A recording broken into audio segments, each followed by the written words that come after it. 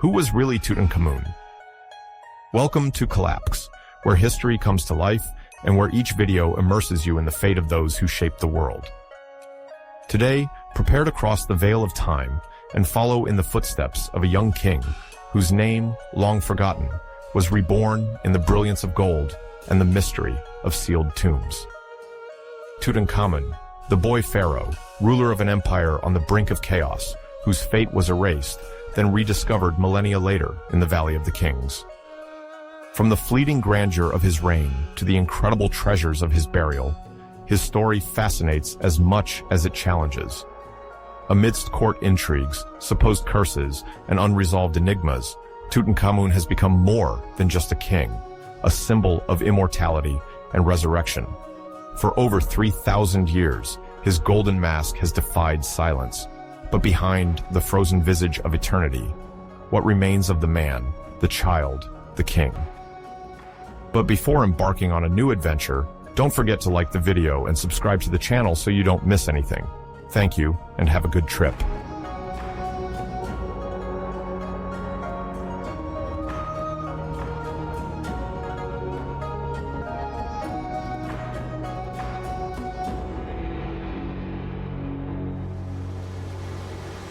Around 1350, the world was undergoing major transformations and political upheavals.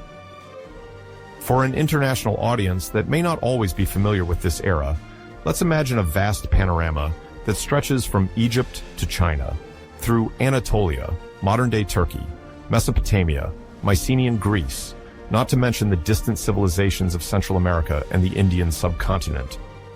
In this prologue, we will highlight the main kingdoms and empires, their trade interactions, as well as the profound climatic or religious changes that mark this era.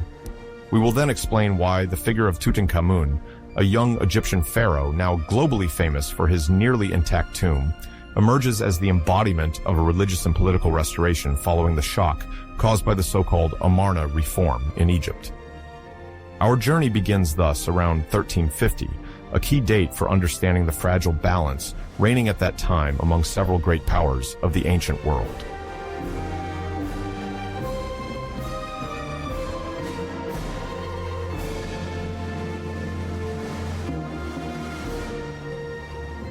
Let us begin with Egypt, where the singular Amarna experience is coming to an end. This initiative was launched by Pharaoh Akhenaten, whose name means "he who is useful to Aten." He led a radical religious revolution aimed at imposing the exclusive worship of the solar deity Aten, represented by a disk radiating beneficial rays. Previously, the Egyptian pantheon included several deities, such as Amun, Ra, or Ta. Each of these entities had rich and powerful temples where influential priests officiated. Akhenaten, however, wanted to reduce the power of these traditional clerics. In a bold move, he transferred the country's capital to Akhenaten, the horizon of Aten, now known as Tel El Amarna, located on the east bank of the Nile, halfway between Memphis and Thebes. The construction of this new city disrupted the economic and religious organization of the kingdom. The ancient temples were neglected, and the offerings and resources that flowed there suffered severe disturbances.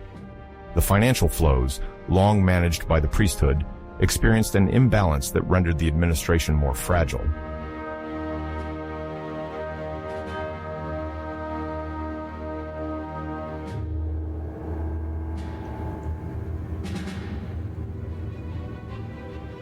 By around 1350, this situation had reached a critical point. Akhenaten's monotheistic experiment was in decline. The old polytheistic system was slowly starting to regain the upper hand, even though officially Aten remained at the center of royal piety. In this context, Egypt was staggering. Internal tensions grew between the clergy of Aten and that of Amun, who had not given up its influence, particularly in Thebes. The finances of the state were under severe strain, as the traditional cult, which also played a role as a bank and manager of large estates, no longer operated as before. Elites and viziers had to navigate an unprecedented situation, while outside the borders, other powers watched with interest or concern the weaknesses of this great kingdom, which was then one of the richest in the ancient world.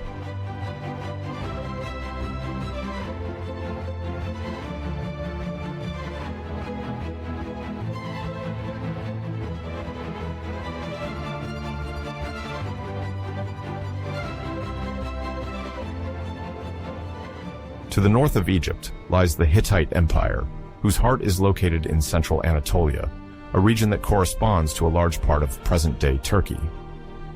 Around 1350 before Christ, the Hittite king Suppiluliuma. It consolidates his power over Anatolia, a fragmented territory where different city-states and chiefdoms coexist. The Hittites, known for their military prowess as well as for their relatively centralized state organization, now set their sights on Syria. This area is strategic for various reasons. It is located on essential trade routes and also serves as a natural buffer between Anatolia and Mesopotamia. Suppiluliuma. By works to subdue or rally to his cause the Syrian principalities, sometimes long-standing allies of Egypt. Indeed, traditionally, Egyptian pharaohs maintained diplomatic and financial ties with the Syro-Palestinian cities, often referred to as vassal provinces of the Egyptian crown. However, the internal weakening of Egypt, following the Amarna reforms, offers the Hittite ruler the opportunity to extend his influence over regions that were once under Egyptian sphere of control.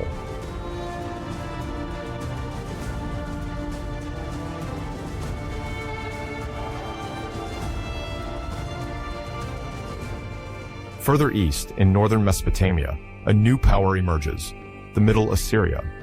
This is the reign of Ashur-uballit-kert, a king who projects his authority from the city-state of Ashur, located in what is now northern Iraq. Assyria itself comes from an ancient heritage. It developed along the Tigris, gradually expanding over territories that were previously contested by other cities such as Mari or Babylon. In the 14th century before Christ, Babylon is controlled by a Kassite dynasty, historically from the Iranian plateaus. The Kassites, established in Babylon since the 16th century before Christ, managed to maintain a prosperous kingdom, ensuring the continuity of Mesopotamian traditions. At this time, Ashur-uballit-I begins to threaten this Kassite kingdom of Babylon. The balance of power fluctuates. Assyria constantly seeks to consolidate its expansion, while the Kassite Babylon tries to maintain a status quo that allows control over trade routes. Tensions grow, and new conflicts are on the horizon for control of Mesopotamia. In this context, Egypt, Babylon, and Assyria sometimes exchange embassies, a sign of active diplomacy, but also of temporary alliances. The famous Amarna letters, cuneiform tablets discovered in the 19th century, bear witness to this. They report the correspondence between the pharaoh and his allies or rivals in Mesopotamia and the Levant, providing direct insight into the geopolitical landscape of this period.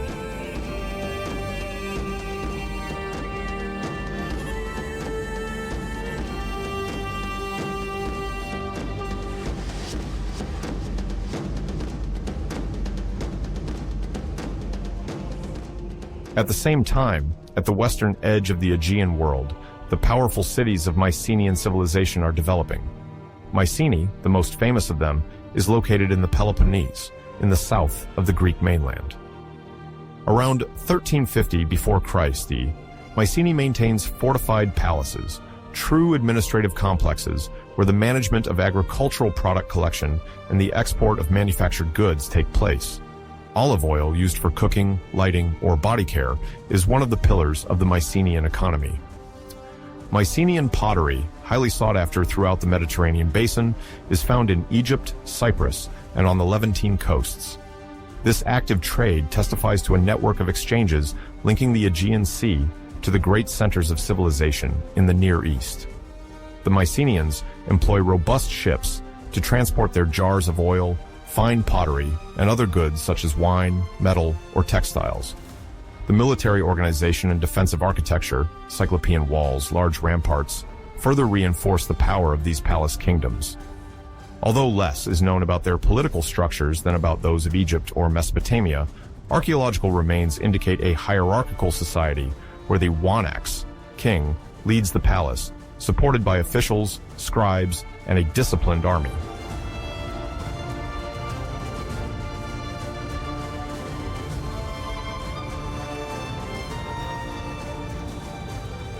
While these civilizations prosper in the Eastern Mediterranean, China is then under the Shang dynasty.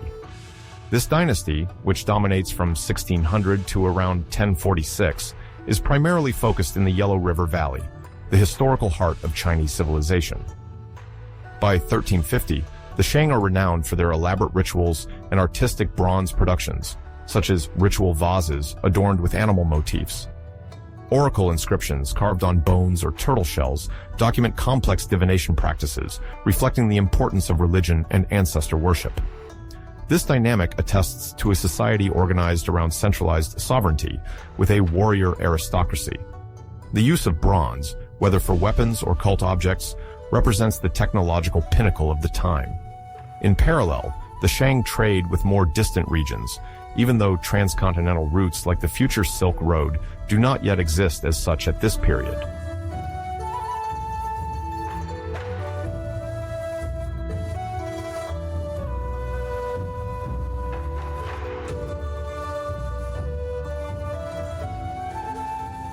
On the other side of the globe, in the vast Mesoamerican cultural area, the Olmecs are already beginning their decline, although their peak is generally situated between 1200 and 400. Sometimes considered the mother culture of Mesoamerica, they have gradually influenced the architecture, monumental sculpture, particularly the colossal heads, and certain ritual aspects of later civilizations such as the Maya.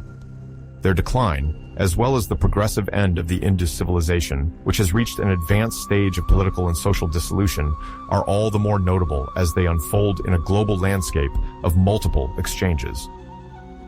The brilliant Indus civilization, having flourished from 2600 to 1900 approximately, sees its city-states like Mohenjo-daro and Harappa lose their luster, punctuated by partial or total abandonments. The evolution of hydrology in this region, along with internal socio-economic factors, hastens its dispersion into small local entities.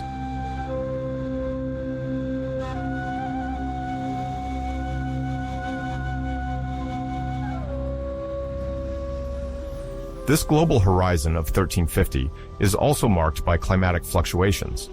Changes in sea levels, alterations in river flows, and the movement of certain fertile areas modify agriculture, livestock raising, and consequently the ability of kingdoms to feed their populations. There are long-distance trade exchanges, albeit more sporadic than in the forthcoming centuries. Maritime routes from the Aegean and the Phoenician coast offer countless outlets. Ancient paths connecting Africa, Asia, and Europe facilitate the circulation of precious materials: gold, copper, tin, ivory, and, in the case of obsidian, networks have existed since prehistory. By 1350, the Anatolian obsidian route remains an active axis, as obsidian, this glassy volcanic rock, is still useful for making sharp blades or prestige objects. From Lebanon, a particularly sought-after wood is transported, that of cedar, known for its strength and fragrance. The sovereigns of the Near East use it for the framework of palaces, shipbuilding, and the creation of precious furniture pieces.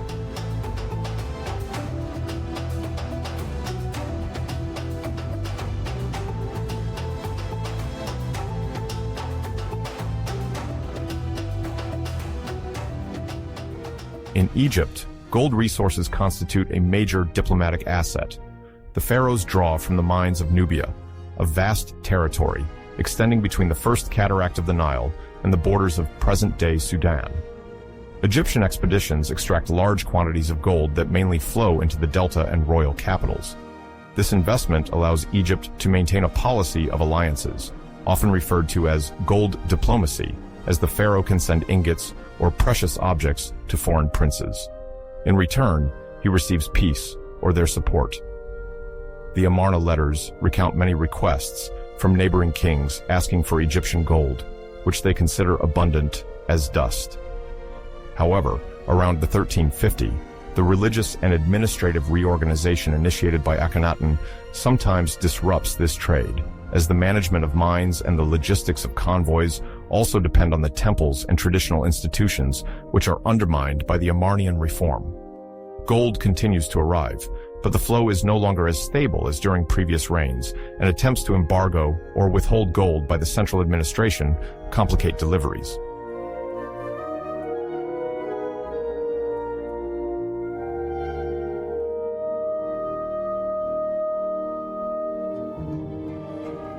Tutankhamun emerges from history as a young pharaoh who succeeded Akhenaten. His reign is seen as a restoration after the turmoil related to the monotheism imposed by his predecessor. Akhenaten having shaken the Egyptian religion, Tutankhamun symbolizes the return to the worship of Amun and traditional rituals. Although his reign was short and without significant diplomatic or military contributions, the discovery of his nearly intact tomb in 1922 by Howard Carter radically changed his place in collective memory.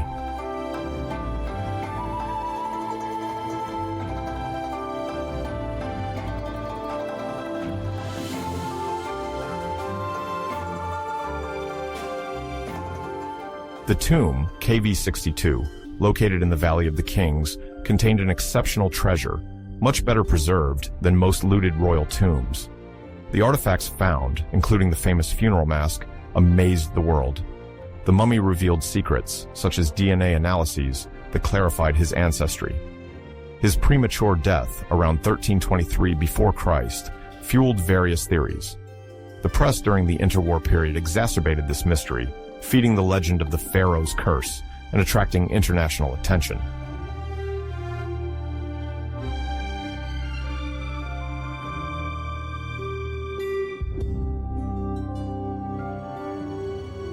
Tutankhamun has become a modern symbol of ancient Egypt. His golden mask is one of the most famous images in the world, despite a relatively modest reign. Thanks to the exceptional discovery of his burial site, he surpasses more politically significant pharaohs. The West, fascinated by Egyptology, has popularized the image of mysterious and eternal Egypt, influencing artistic movements such as Art Deco. Exhibitions of his treasure have attracted massive crowds and generated significant sums. Hollywood has reinforced this image by popularizing the pharaonic imagination.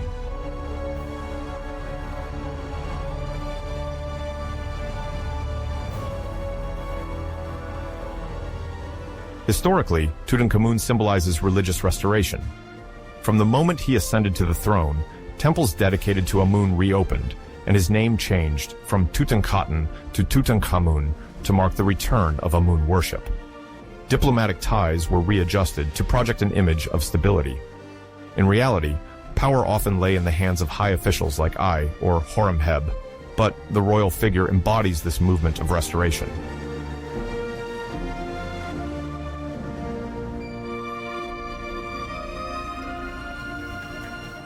Egypt is undergoing an identity reaffirmation, while the Hittite Empire, Middle Assyria, Mycenae, and other nations pursue their expansions or reforms. Although they do not suddenly disappear, the decades following 1350, before Christ, will mark the emergence of new conflicts and alliances, especially after Tutankhamun's death and the rise of other dynasties. However, Egypt retains immense prestige among other powers due to its millennial history, prosperity linked to the Nile, its gold production, and its architectural achievements unique in the region. The Amarna experience, although sometimes seen as heretical, does not diminish the country's cultural influence. On the contrary, it highlights a new approach to art, the relationship to the divine, and the administration of the state, even if a conservative reaction occurs after Akhenaten's disappearance.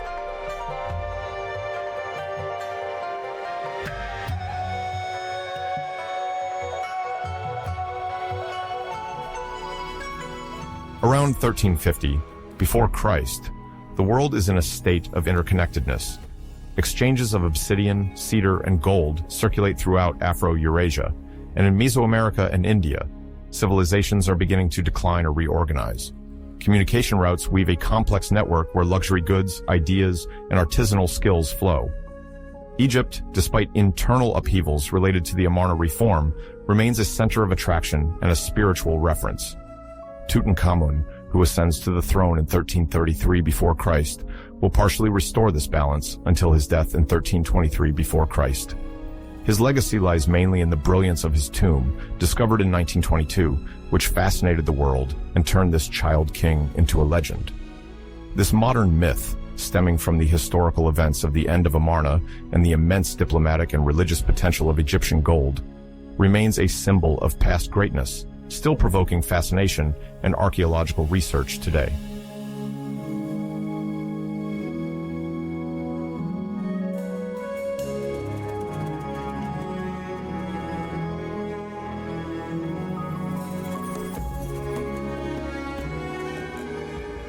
In the 14th century before Christ, Egypt is undergoing a major upheaval.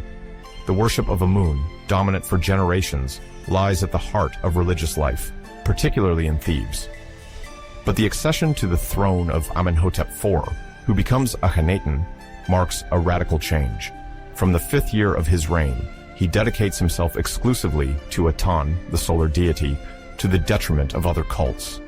This choice provokes deep tremors in the administration, economy, and society of Egypt.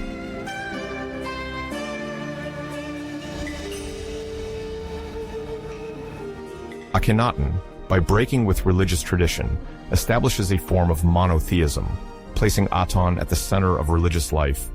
The temples of Amun, once rich, are progressively neglected. Pilgrimages decrease and the population feels the absence of public rituals. The economy, fueled by donations to the temples, also suffers from this change. The temples were vital centers of redistribution, providing food and salaries for a large part of the population.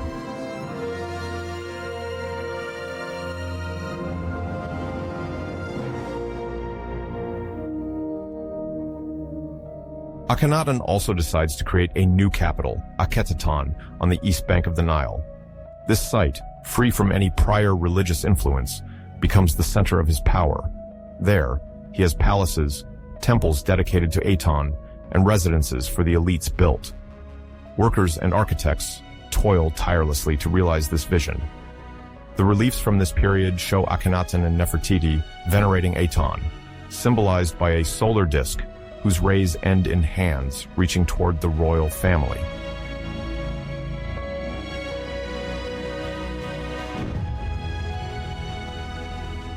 This colossal enterprise has heavy consequences, particularly on the Egyptian economy.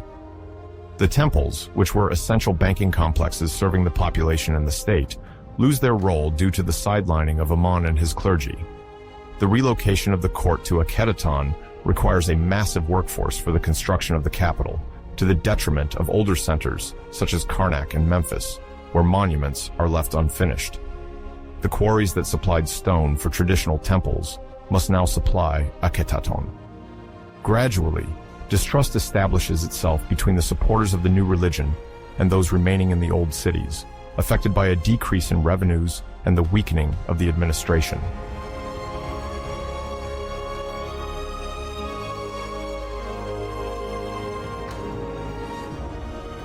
The religious reform is a major challenge, but it is only part of Egypt's problems. The letters found at Amarna, written in Akkadian, reveal the intensification of Egyptian diplomacy, particularly through the exchange of gold from Nubian mines. This precious metal is used to strengthen alliances and consolidate treaties. Among the diplomatic partners are Mitanni, Babylon, and the Hittites. The Amarna letters testify to frequent requests for lavish gifts and matrimonial agreements to maintain balance in the region.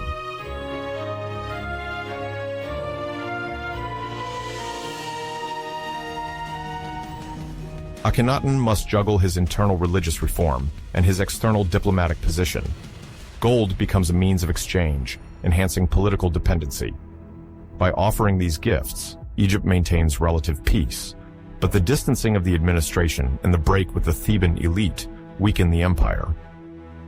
Diplomatic relations deteriorate, and city-states under Egyptian domination seize the opportunity to revolt, complaining about not receiving the necessary aid to face attacks or uprisings.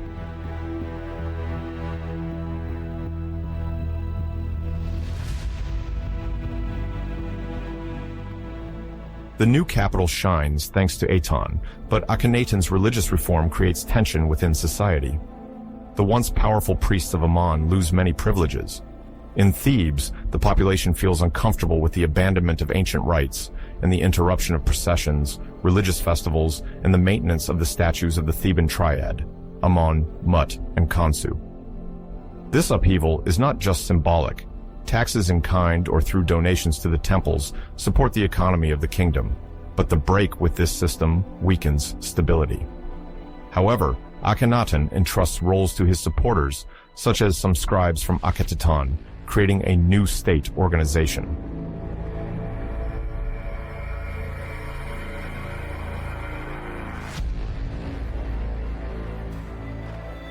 The reform is also fragile due to Akhenaten's personality and the situation at court. Nefertiti, Great Royal Wife, frequently appears in official representations, performing rituals for Aten, sometimes without Akhenaten. This confusing prominence of the queen raises questions. Does she actually exercise part of the power, while Akhenaten focuses on his worship of the solar disk? The documents from the period do not clarify the distribution of roles.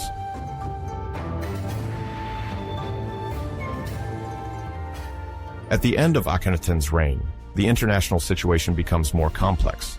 The correspondence from Amarna shows that the military situation in the Levant is deteriorating. Local leaders take advantage of Egyptian weaknesses to attack the pharaoh's allies, who unsuccessfully demand garrisons. Meanwhile, the Hittites, under Suppiluliuma Thars, continue their expansion towards Syria. Akhenaten, focused on his reforms and monuments at Akhenaten, leaves Egypt without external intervention, weakening Egyptian position at the borders. Although gold continues to circulate, regional conflicts intensify.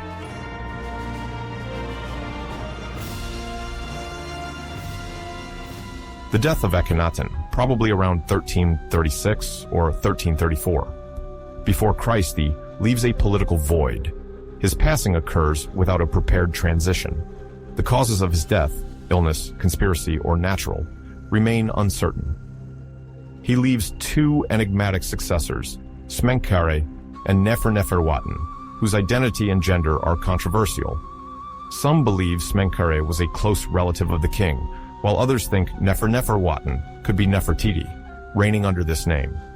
Tombs and fragmented inscriptions leave doubts about the chronology of these reigns.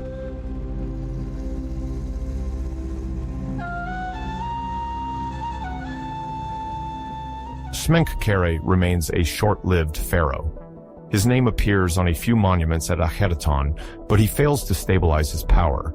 He seems to have maintained, at least in appearance, the cult of Aten, which has led to the belief that he might have eased religious tensions. However, archaeological elements are too rare to paint a complete picture of his reign. Some fragments of sculpture hint at a slight doctrinal retouching, without major reversal. The administration of Akhenaten persists. The worship of the solar disk remains central, and social and economic tensions continue without resolution.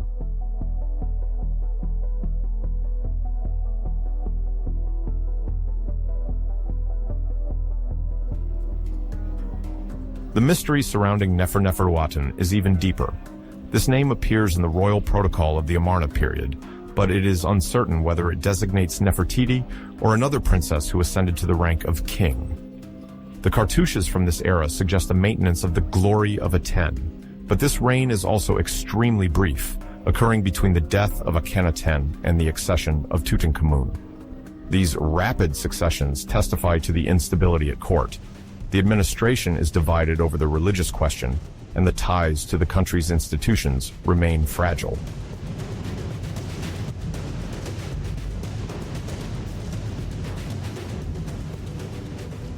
This instability reverberates in daily life. Major political decisions are no longer centralized, and the Egyptian army, dependent on land and booty rewards, begins to gain influence. Generals, although subject to the pharaoh, exploit the power vacuum to protect the strategic interests of the kingdom, especially in Nubia and Canaan. Some are waiting to see which sovereign will emerge to redefine the political framework. At the same time, the exiled Theban clergy seeks to preserve the legacy of Amun. In Thebes, a clandestine or semi-official cult endures, driven by the idea that the abandonment of Amun has ruptured Ma'at, the cosmic and social balance of Egypt. The ancient rituals persist, and many priests hope for a return to normalcy with the restoration of Amun.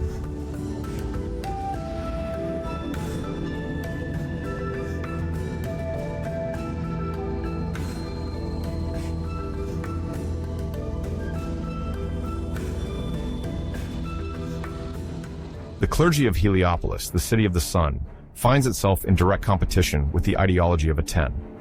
Heliopolis, the religious center of Ra, has always played a major role in the solar tradition. However, Akhenaten's reform, with its exclusive cult of the solar disk, deprives the priests of Heliopolis of some of their influence. This competition fuels rivalry. The priests believe that the reform should have included them, considering their historical role in the solar cult. The question of religious legitimacy becomes a political and economic power struggle, as whoever controls the solar cult also controls access to resources and the loyalty of a portion of the population.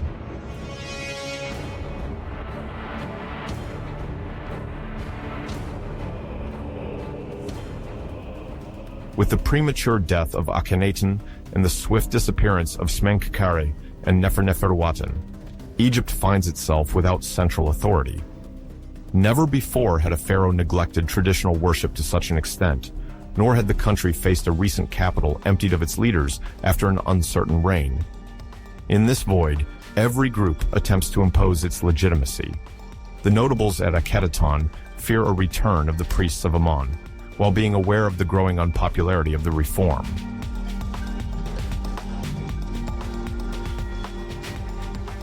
Foreign allies, such as the kings of Babylon and the Canaanite princes, demand clarifications: who is in charge of Egypt? Diplomatic exchanges dwindle as uncertainty increases. Egyptian garrisons, once supported by Thebes, are now underfunded, and some local commanders become independent or ally themselves with the Hittites, who are advancing southward.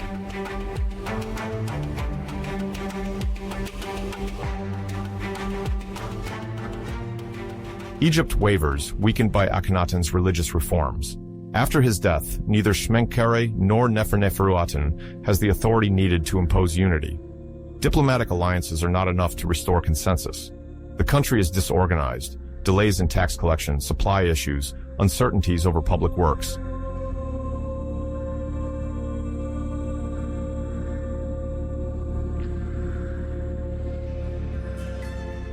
The Egyptians, in the valley of the Nile and around the Delta, feel this weakening. The agricultural villages no longer see the traditional processions. The cult of Aten, although present, has not been sufficiently anchored by Akhenaten, and Amarna rituals persist, but doubt settles in. Can one still support a reform whose legitimacy is uncertain? Are scribes trained in this doctrine more effective than the old priests? These contradictions undermine the trust of regional elites.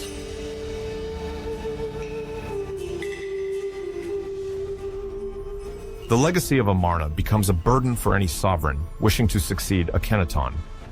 While his model, a pure solar worship, remains an ideal for some, it has plunged Egypt into chaos for the majority of the elites. The priests of Amun await a sign to restore their god, the army officers are frustrated by diplomatic inaction, and foreign powers seek a stable figure. The death of Akhenaten and the rapid reigns of Smenkhkare and Neferneferuaten illustrate the volatility of power when the balance between tradition and innovation breaks.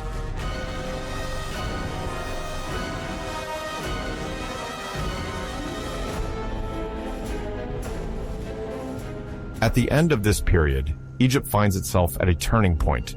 It must regroup to remain influential in the Near East. Although reforms and dynastic changes are part of pharaonic tradition, never before had a pharaoh rejected a major cult. The ephemeral reigns embody this floating state, and even if this time seems short, it appears endless for contemporaries.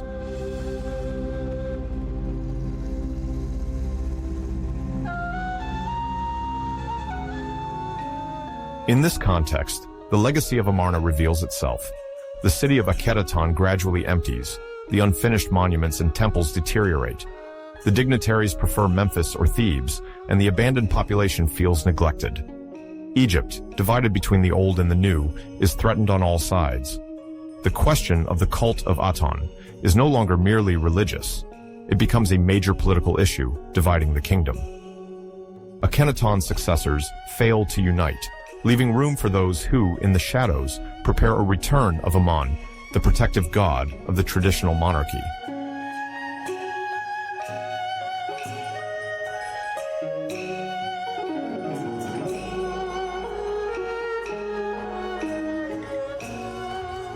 The legacy of Amarna, with the end of the reigns of Smenkhkare and Neferneferuaten, summarizes a double crisis: religious, as the cult of Aten has not been durably accepted, and political, as no leader manages to restore cohesion. Insecurity establishes itself and prepares the ground for the return of traditional cults and the emergence of new claimants to the throne. Later, a young pharaoh, now world famous, will attempt to close the Amarnian parenthesis, but at that time, Egypt remains weakened, wavering between uncertainty and attempts to restore balance. The legacy of Amarna is thus this moment when Egyptian civilization finds itself shaken, with a throne that wavers because faith wavers, jeopardizing the entire millennial organization of the country.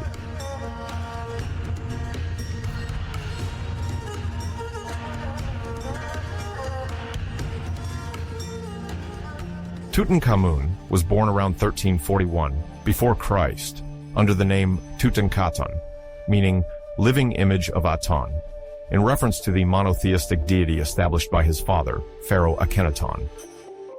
At this time, Egypt is plunged into an unprecedented religious revolution. The young prince grows up in Akhenaten, the newly constructed capital to celebrate Aten, far from Thebes, the traditional city. Economic and religious tensions mark his childhood.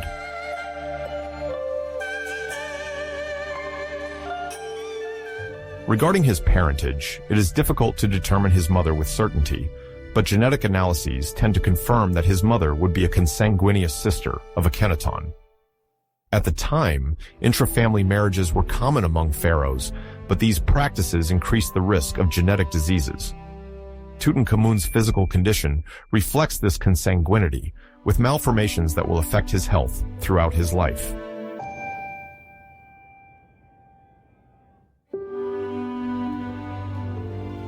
His early childhood takes place in Akhenaten, a city where the temples were dedicated to the cult of Aten. Although life in Akhenaten seems luxurious, the political situation is tense. The young prince is surrounded by advisors such as Ay, the vizier, and Horemheb, the general, who oversee his education and security. His military and spiritual training was essential to make him a future sovereign.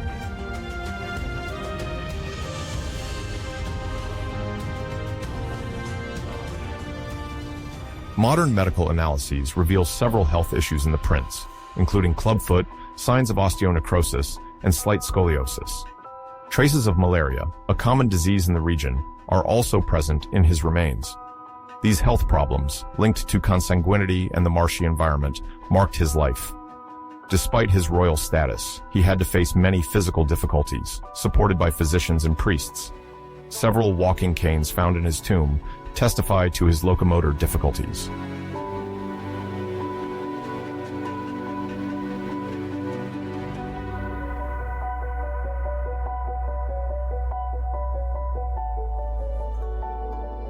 Despite a tumultuous context, life in Akhenaten was not devoid of moments of relaxation. The capital possessed decorated spaces where the young prince could engage in playful activities, notably the board game Senet.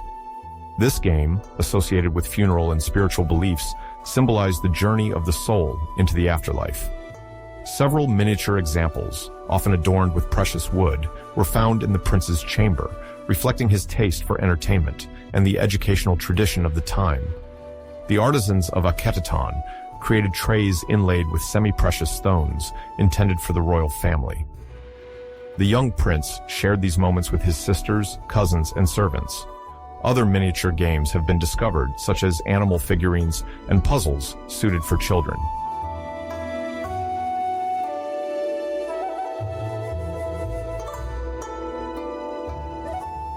One can easily imagine the atmosphere of a spring morning in Akhenaten, with the young heir, weakened by his health problems, playing in the shade of an arcade in the palace. His tutors encouraged him to develop his thinking by pitting him against older opponents. Games like Senet often intertwined philosophical and spiritual considerations connected to divine protection. This leisure moment provided the prince with a necessary respite from his health issues.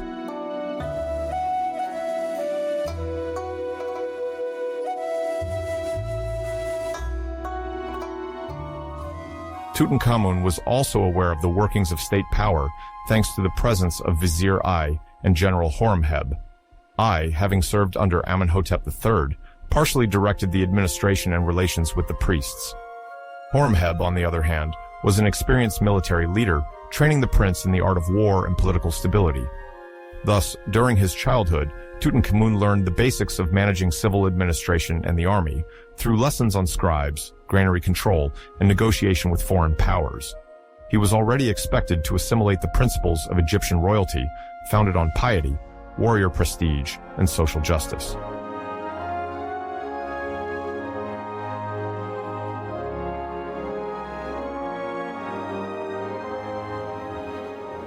At 6 or 7 years old, Tutankhamun was not yet aware of the religious and political tensions that shook Egypt. Although he bore a name associated with the faith of Aten, the majority of Egyptians remained faithful to Amun, Ra, and Osiris. He mostly discovered the splendors of the court, the processions in the temple of Aten, the audiences of his father Akhenaten, and the offerings that allowed the king to gain the loyalty of his supporters. The young prince sensed the first fragrances of power, without perceiving the complexity of the influence games that marked his father's reign.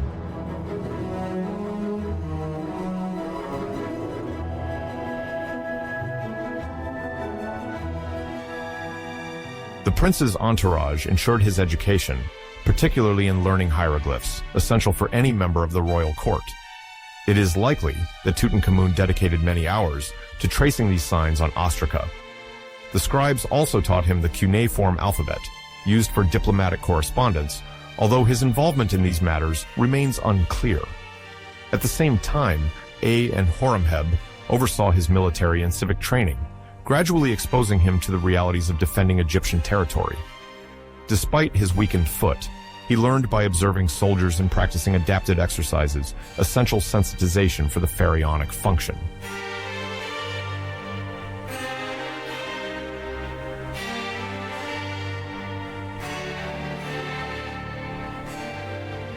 By the end of his childhood, Tutankhamun, despite benefiting from the privileges of a royal heir, faced debilitating infirmities and the fragility of his father's political situation. He was perhaps endearing and cultured, as evidenced by the extraordinary refinement of the objects in his future tomb. The workshops of Akhenaten, recognized for their humanity, produced statues and bas-reliefs showing a united family, rare in traditional iconography. Although his participation in artistic innovations remains uncertain, he was likely exposed to these creations.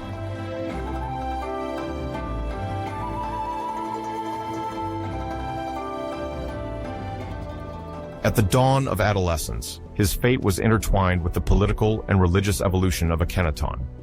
His health troubles were just one aspect of a larger story, in which the future of Egypt was at stake.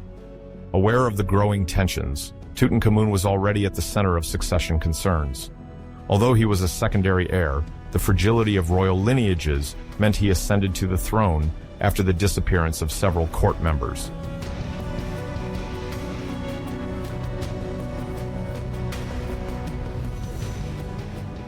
Thus emerges the image of a fragile prince, educated in a revolutionary capital at the crossroads of art, politics, and war. Behind the public image, he was a child struggling with precarious health, sometimes finding refuge in games like Senet, seeking to escape his future responsibilities. Crowned at around 9 years old, he left Akhenaten for the temples of Thebes, and his name, Tutankhamun, symbolized the reclamation of traditional Egyptian heritage. His fate, marked by mysteries, remains one of the most enigmatic in ancient history.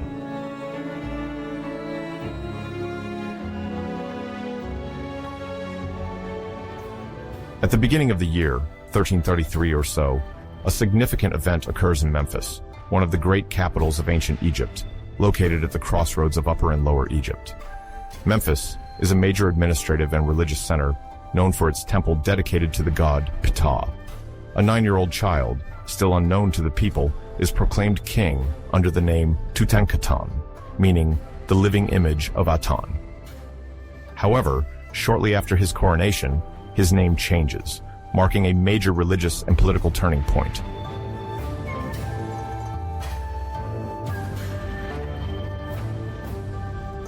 For some time, the country has been going through a crisis. The religious reforms of Akhenaten, Tutankhamen's father, destabilized the religious balance, imposing Aten as the sole deity and relegating the worship of Amun, the principal god of Egypt, to the background. This led to a profound rupture in Egyptian society. At the death of Akhenaten, the country is in an unstable situation, and it is up to Tutankhamun to resolve the crisis, although he is still a child. The regency is ensured by his advisors, Vizier Ay and General Horemheb, who oversee the kingdom's operations.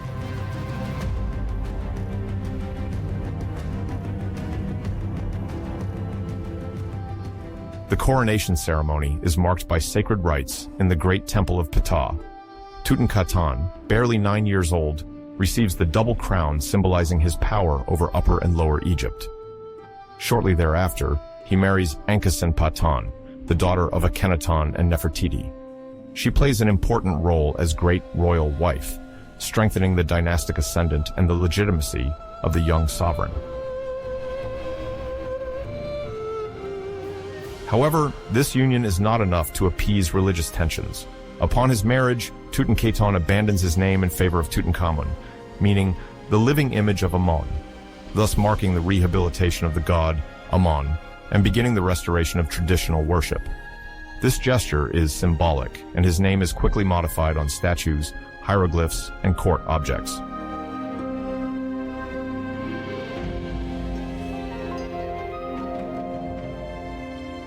This name change is accompanied by the relocation of the court to Thebes, the ancient capital dedicated to Amun. This move is not just symbolic. Thebes, the spiritual heart of the kingdom, houses prestigious temples like Karnak and Luxor, which had fallen into disrepair since Akhenaten's reforms. The pharaoh must restore these temples to re-establish the balance between the world of the gods and that of men, essential for the prosperity of the kingdom.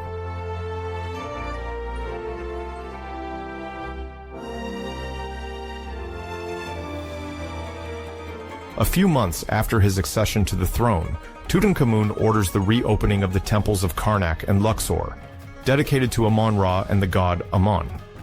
For the people, this is a great relief. The priests can once again organize rituals and receive offerings. Egypt regains its religious tradition after the closures imposed by the cult of Aten.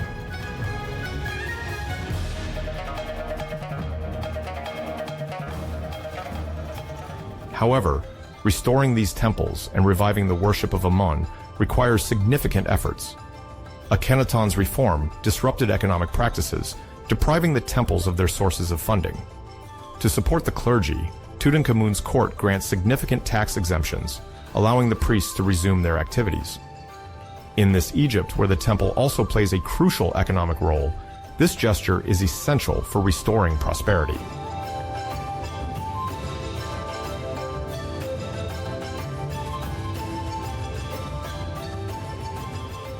The temples, deprived of revenue, had become unable to perform the worship, threatening the cosmic order.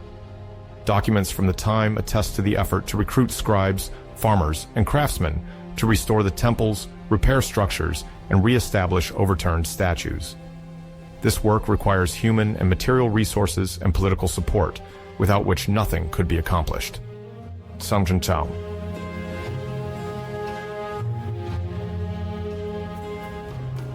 Tutankhamun also had the restoration stele erected, which exposes the catastrophic situation of the temples. It mentions that the deities have been neglected, disturbing the cycle of the Nile's floods and the fertility of the fields. For the Egyptians, any disturbance of this cycle jeopardized their civilization, highlighting the concrete consequences of the spiritual and political crisis.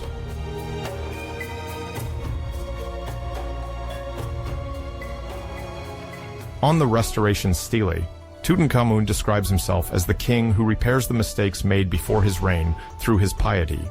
Written in archaic hieroglyphs, the stele details his desire to restore offerings to the gods, rebuild their altars, and reinstate processions. Towards the end, a list mentions the ruined sanctuaries, underscoring the impact of Akhenaten's policy, with temples to Amun, Ta, Reharakti, and other local deities abandoned.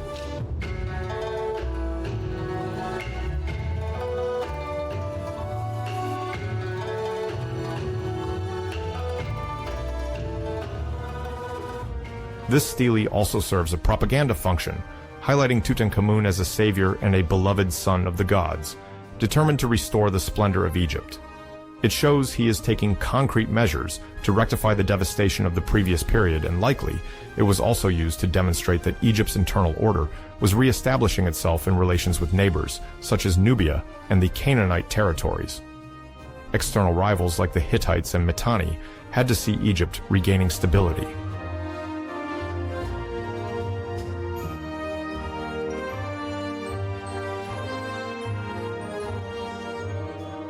At the beginning of his reign, although labeled a child king, Tutankhamun embodies a legitimate figure of the pharaoh. Even if he may seem manipulated by his advisors, in Egyptian ideology, a pharaoh, even a young one, remains the divine heir, and his legitimacy cannot be questioned. Every royal act, even dictated by an advisor, is seen as absolute and sacred. The coming years will strengthen his prestige and authority.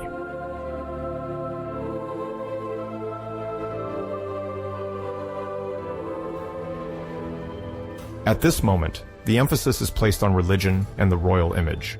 Re-establishing the trust of the priests, essential to daily life in Egypt, is crucial. They oversee ceremonies, medical care, festivals, and the distribution of resources, in addition to training scribes.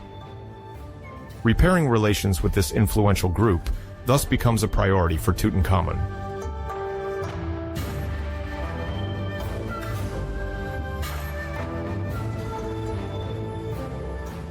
In Thebes, the reopening of the temples of Karnak and Luxor generates great joy. The walls are restored and once again embellished with hieroglyphs, invoking Amun and thanking Tutankhamun. The colossal statues, damaged during Akhenaten's reign, are cleaned and restored to regain their traditional appearance. The priests also supervise the reinstatement of the sacred processions, including the OPET festival, symbolizing the strengthened bond between Amun and the pharaoh.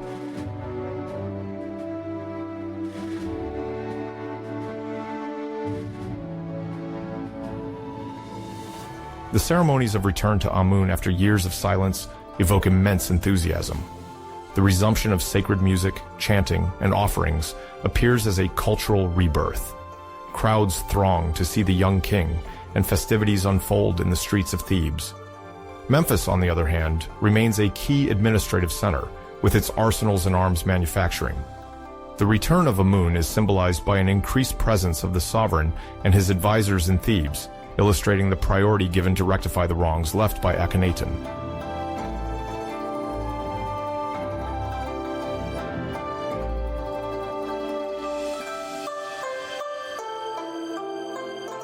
This religious turnaround also brings economic stability.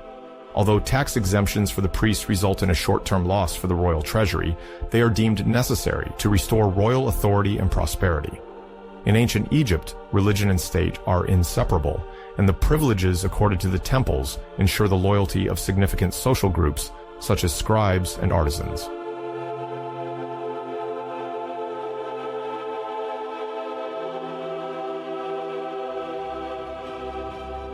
The recovered tablets show that new officials are assigned to resource management, thus reviving agricultural and irrigation work.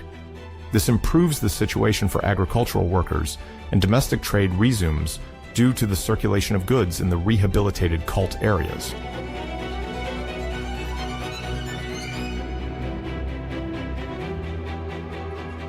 Ceremonially, Tutankhamun, although a teenager, is depicted with all the grandeur of an adult king.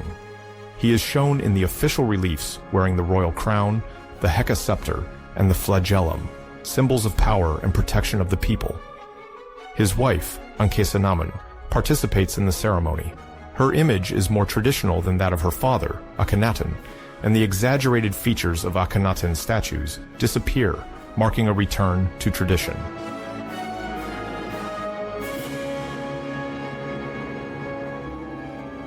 This period marks a transition. From a royalty detached from imperial tradition, there is a slow return to the old religious and administrative order. The decision to move the court to Thebes, the reopening of the temples of Karnak and Luxor, and the restoration stelae illustrate how Tutankhamun, despite his young age, plays a central role in the reconstruction of Egyptian power. The records flatter the image of a pious sovereign, supported by Amun in his efforts, thus affirming the divine nature of royalty.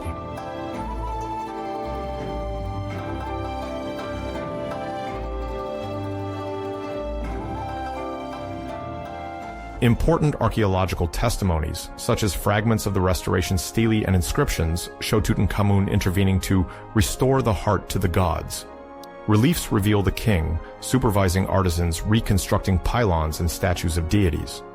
The idea of restoration, both spiritual and economic, is key to understanding the actions of this young sovereign. The optimism stemming from his succession permeates Egypt, giving the impression of a renaissance after the rupture imposed by Aten.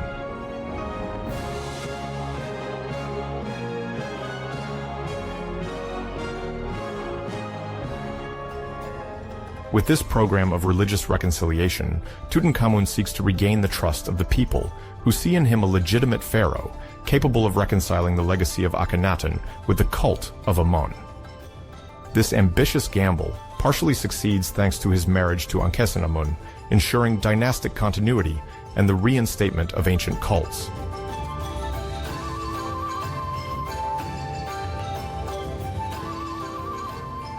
The accession to the throne of Tutankhamun at 9 years old, followed by his royal marriage, marks the beginning of a political, religious, and economic reorganization after the experience of Akhenaten.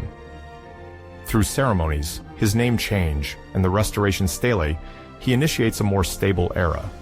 Supported by his advisors, he becomes the living image of Amun, venerated in Egypt.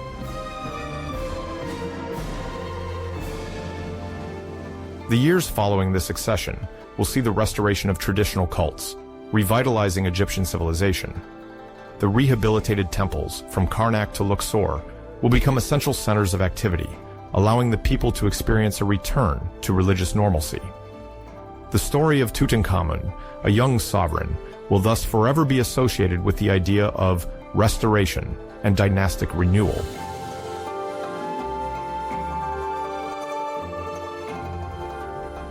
At the beginning of Tutankhamun's reign, around 1330, Egypt enters a crucial phase of religious and administrative reconstruction. The country undergoes a decisive transitional moment where divine worship, economic organization, and popular support are at stake.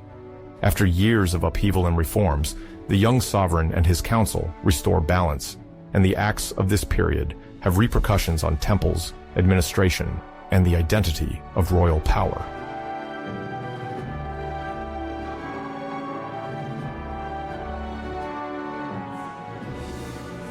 One of the major decisions is the reinstatement of the cult of Amun. This measure, taken shortly after the pharaoh's name change to Tutankhamun, symbolizes the break with recent monotheistic experiments. Under Akhenaten, Aten had been the exclusive deity, but the current decree restores power and influence to the sanctuaries of Amun. The temples of Thebes, Karnak, and Luxor, previously neglected, reopen their doors.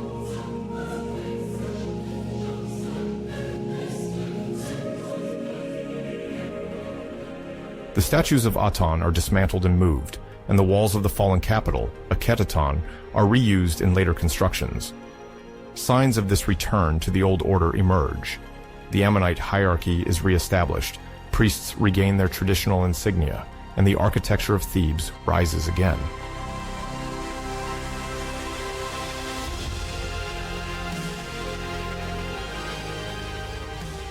A reconstruction program follows, aiming to restore material grandeur. Workers, stonecutters, and architects rebuild the religious infrastructures.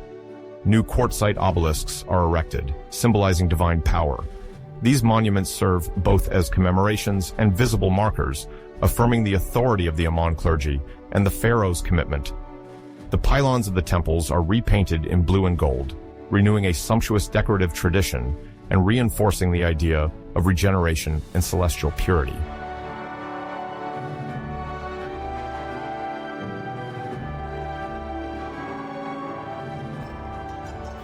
This powerful momentum of reconstruction concerns not only religious symbolism, but also the fiscal and administrative realm. With the decree ordering the return of Amun, the abundance of offerings, taxes, and donations is channeled toward traditional temples, which become economic centers.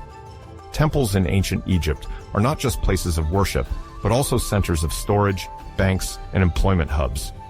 The administrative hierarchy then develops to manage this increased activity, with a notable rise in the number of attendants, scribes, and overseers affiliated with the clergy of Amun. Documents mention up to 70,000 individuals performing various functions such as crop accounting, granary surveillance, land registration, or controlling the trade of oil, wine, and livestock.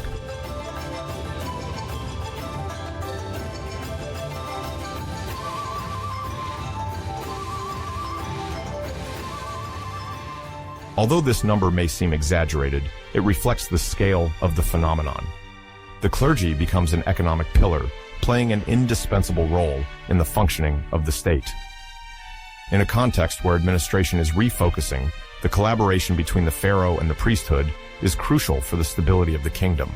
Without the scribes, the collection and redistribution of resources could not be done effectively, slowing down the return to prosperity. Archives show that shipments of cereals and flax are circulating from Upper Egypt to the Delta, orchestrated by royal power and supervised by an unprecedented bureaucratic apparatus.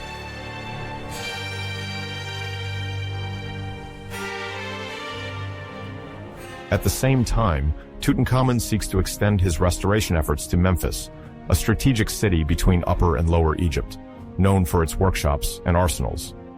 He reinforces the cult of Ptah, the god of craftsmen and metalworkers, to support the production of weapons and metal pieces needed for military campaigns and construction sites.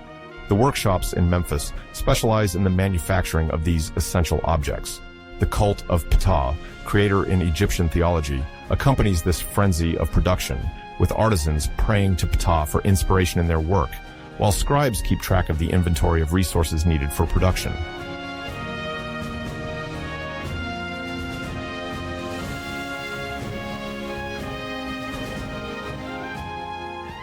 Adding Ptah as the main patron in Memphis creates a balance between the authority of Amun in Thebes and the openness toward other religious centers in the north. The pharaoh, as the main pivot, appoints to the temple of Ptah and issues decrees clarifying the articulation between the Memphite clergy and local governors.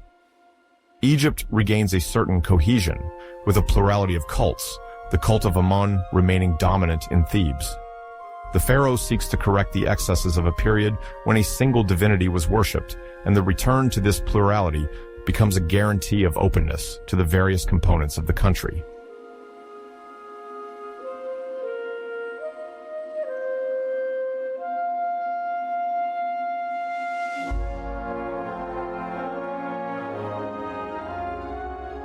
The reinstatement of the OPET festival aims to restore the sacred presence among the populace.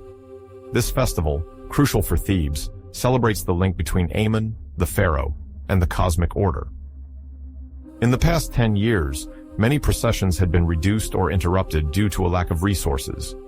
The OPET festival involves the solemn departure of the sacred bark, carrying the statue of Amun, transported from Karnak to Luxor on the Nile, an event that fills the riverbanks with songs and offerings.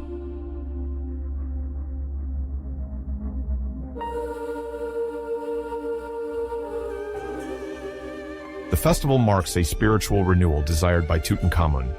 The preparations are immense, sourcing goods and resources for decorations, mobilizing musicians and priests, and securing the river route. The administration sets up meticulous organization, with scribes listing the royal offerings, cattle, poultry, bread, beverages, incense, and ritual objects. Every detail counts, as the success of the festival symbolizes the harmony between the divine and the human.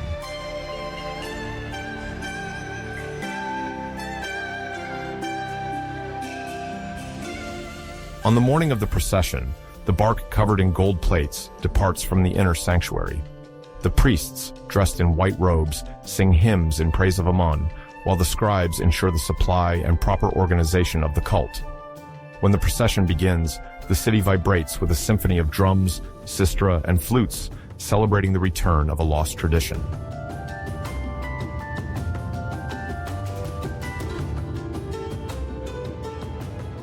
After nearly 10 years of interruption, the festival resumes in its former splendor.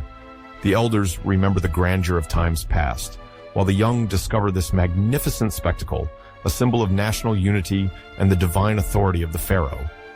Along the route, the bark receives tributes from various corporations and foreign merchants. The administration takes this opportunity to collect grievances and strengthen its control over the region.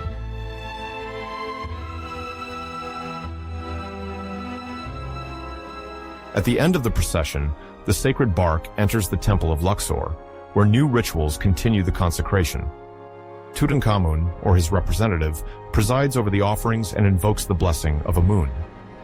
This gesture symbolizes the return of cosmic order in Egypt under the young pharaoh. Agricultural prosperity, security at the borders, and social justice result from this harmony with the divine. The recovered religious fervor contrasts with the austerity and confusion of the previous years.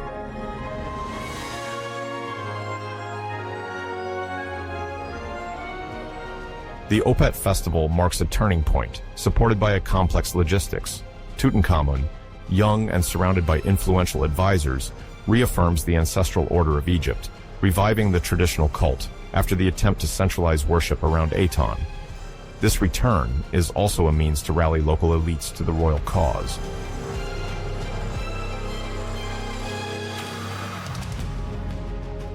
With strengthened popular support and a stabilized administration, Tutankhamun invests in the restoration of temples and the creation of artworks in honor of the rehabilitated deities. The construction campaigns testify to an economic recovery, with artisans and workers financed by the state. Taxes are redirected towards sacred projects, and tax exemptions encourage priests to multiply ceremonies in the sanctuaries.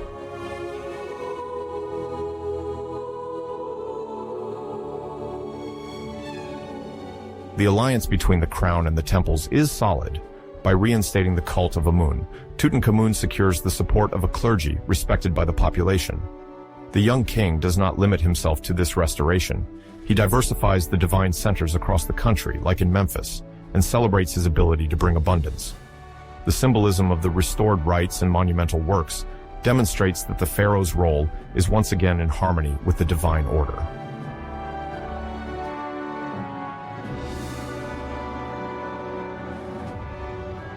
The effects of this religious and administrative restoration extend beyond the spiritual realm, impacting the economy, territorial organization, and daily life.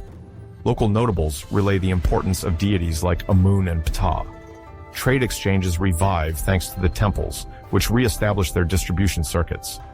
Sculptors in Memphis, seizing the fervor surrounding Ptah, receive more commissions, energizing artisanal employment.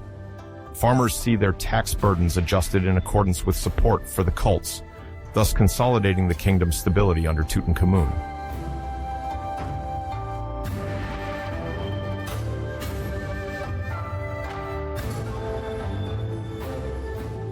The cult of Amun continues in a dialogue between Thebes and Memphis. Thebes remains the religious capital, while Memphis strengthens its economic role. This distribution of roles further legitimizes the pharaoh, unifying the country and reviving prosperity. Ptah complements Amun, reinforcing interregional cohesion. The balance between religion and administration is evident in the OPET festival. A spiritual celebration and a logistical event, it reinforces the bureaucracy, gathers offerings, and tightens alliances. The sacred bark becomes a catalyst for collective engagement and cosmic order.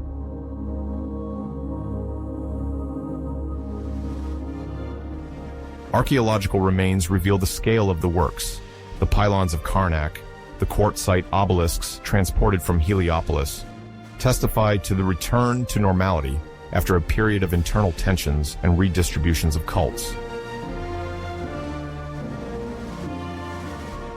The changes, visible in Thebes and Memphis, resonate throughout Egypt, from Nubia to the coastal cities of the Mediterranean Delta.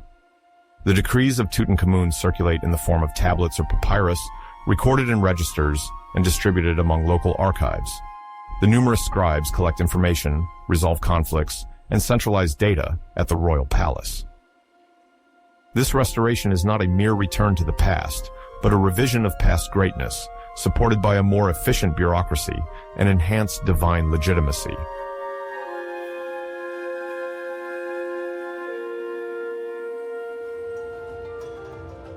The religious and administrative restoration under Tutankhamun is a key moment of his reign. Behind the golden obelisks, the power of the clergy of Amun and the OPET festivals, a project of balance emerges between the royalty, the priesthood, and the population. This episode prepares for the renaissance of an Egypt proud of its traditions, while modernizing certain administrative aspects to meet the era's demands. Although this reign is brief, these religious and fiscal initiatives illustrate the importance of consolidating power, uniting the nation around its gods, temples, and sacred hierarchies, thus ensuring stability beyond this child king. Tutankhamun's restoration is situated in a context of renewal, marked by royal decrees and the revitalization of traditional worship.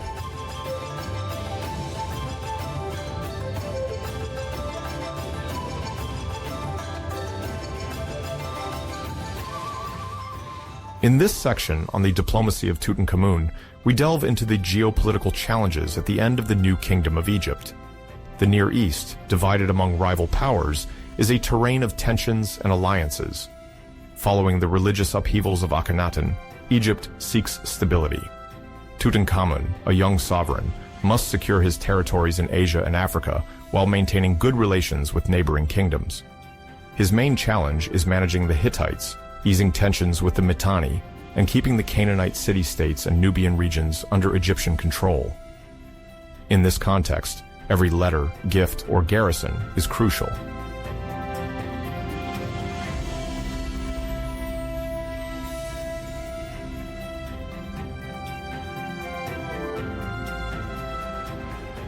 Diplomatic exchanges rely on written correspondence, primarily on clay tablets like the Amarna letters. Among these are missives addressed to Suppiluliuma Fish, Hittite king, revealing the importance of relations with this rising power. The Hittite king, having enjoyed successes in Anatolia and Syria, poses a threat to Egypt's traditional eastern territories. Tutankhamun must therefore navigate carefully to avoid direct confrontation.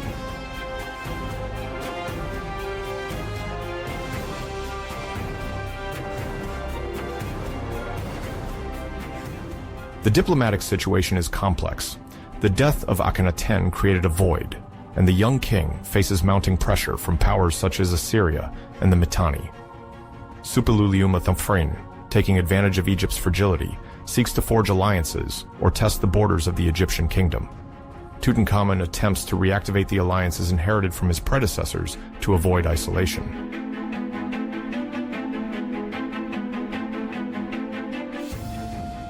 At the same time, the Mitanni, led by Tushratta, seeks to strengthen its ties with Egypt. Diplomatic exchanges often hinge on marriages and the sending of valuable gifts, particularly gold, to secure non-aggression agreements. Tutankhamun continues this tradition, although Egypt must manage its resources more cautiously following the troubled Amarna period.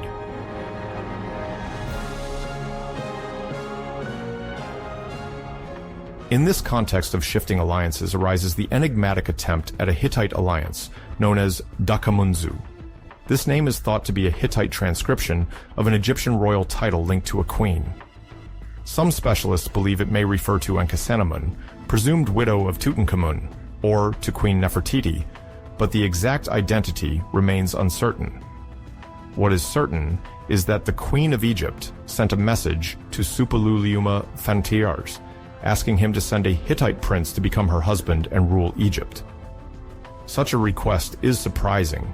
Egypt did not marry its queens to foreign princes, the opposite being more common.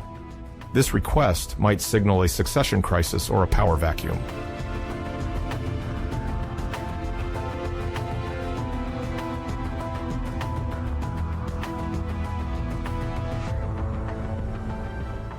The Queen's decision to write to Suppiluliuma Thantars is often labeled the fatal letter, as it leads to a tragic episode. Suppiluliuma initially responds with suspicion, doubting the sincerity of the request. Sending one of his sons to Egypt would represent a significant risk, particularly due to the historical hostility between the two kingdoms. However, he eventually agrees to send Zananza, one of his sons, to marry the queen and seal an alliance. But the prince never reaches his destination, likely being assassinated en route, probably by factions within the Egyptian court opposed to the union. This murder provokes the anger of Suppiluliuma Thantars, who retaliates violently with punitive raids in Syria, then under Egyptian tutelage. What was supposed to be a diplomatic initiative thus transformed into open conflict.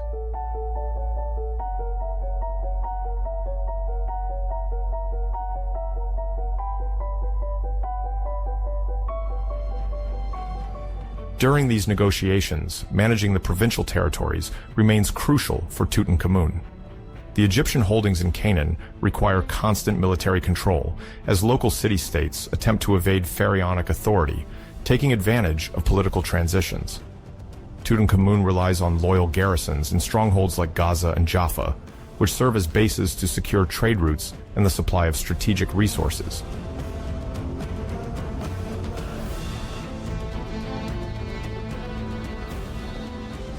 The repression of rebellious cities continues with targeted interventions.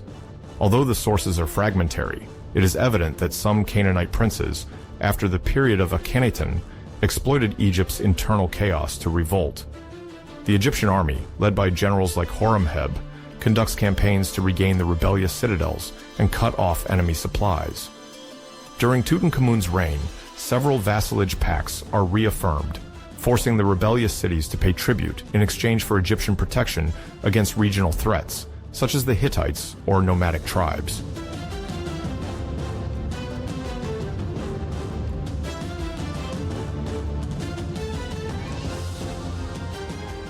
Nubia, a region located south of the First Cataract, between Sudan and southern Egypt, remains a pivot of Tutankhamun's politics. Since the 18th dynasty, Egypt has established administrative and military centers in Nubia to control gold deposits, a key resource in Egyptian diplomacy. To assert his authority, Tutankhamun entrusts General Horemheb with a symbolic expedition, not to conquer, but to reaffirm Egyptian presence in this strategic province.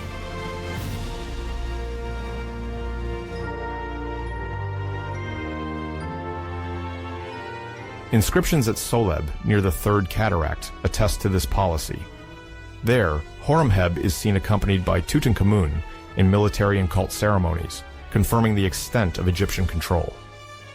Although Tutankhamun is weakened, his authority is symbolically maintained by these inscriptions, illustrating Egypt's ability to project its power despite recent crises.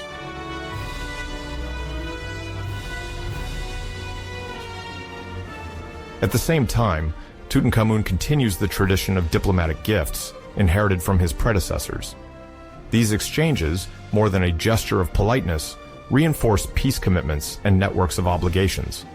The decorated gold thrones, symbols of royal prestige, and cloisonné jewelry, made with semi-precious stones, are part of the gifts offered. These objects reflect the pharaoh's power and his artisanal know-how, preserved since the reign of Amenhotep III.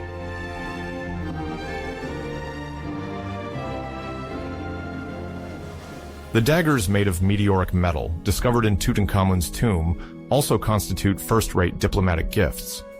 Meteoric iron, harder than copper or bronze, was perceived as a quasi-divine material, and possessing a dagger made of this metal was a symbol of prestige, reinforcing diplomatic alliances and marking pacts of friendship.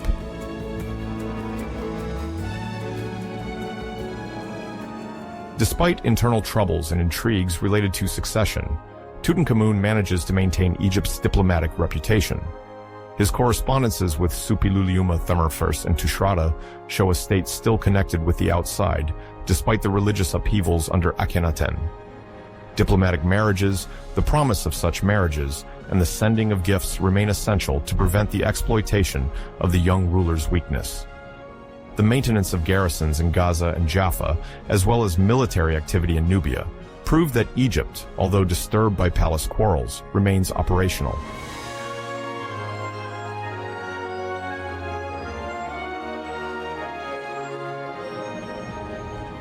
For an international audience, the importance of these geopolitical maneuvers lies in Egypt's need to protect its borders and trade routes while avoiding encirclement by enemies. The Hittites, seeking to expand into the Levant, take advantage of every gap. Mitanni, caught between Assyria and the Hittites, relies on Egyptian support. It is in this context that the Dakamunzu episode makes sense. A controversial alliance with an Egyptian faction could have prevented Hittite dominance.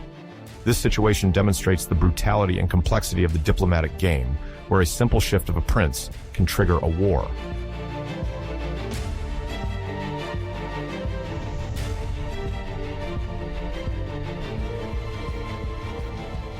The The Canaanite region is essential for Egypt, as it controls the trade route linking the Nile Valley to Syrian hubs.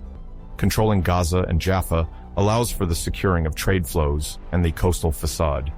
Maritime piracy and nomadic incursions make it essential to maintain garrisons to protect these interests and reassure local allies.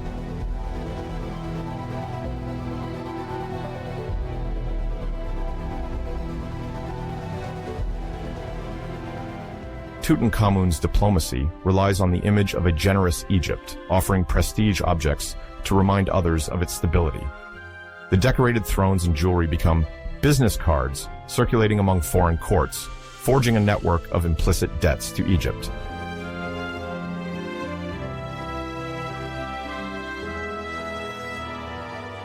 Although brief, Tutankhamun's reign is characterized by a diplomacy combining military strength and negotiation.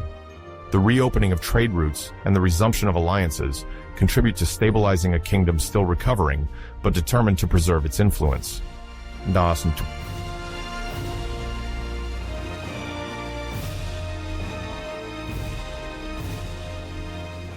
Despite the weaknesses of the Egyptian state, Tutankhamun manages to maintain balance and restore the influence of his dynasty in regional diplomacy. Exchanges with Suppiluliuma Fafin and Tushratta, whether to negotiate a marriage or exchange gifts, testify to Egypt's skill in using all levers to earn respect. Queen Dakamunzu embodies this era marked by audacity and tension to preserve Egyptian sovereignty.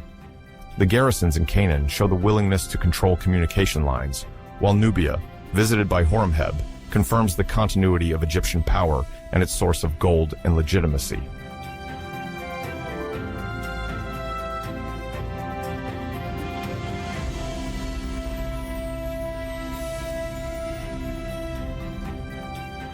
In a decade, Tutankhamun managed to restore diplomatic relations, reaffirm authority over Canaan and Nubia, and showcase the splendor of royal craftsmanship.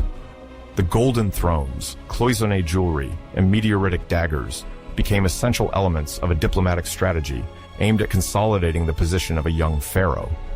Although he was heir to an empire shaken by religious changes and succession conflicts, he used these instruments to remind that he is the guarantor of the prosperity of a millennial civilization.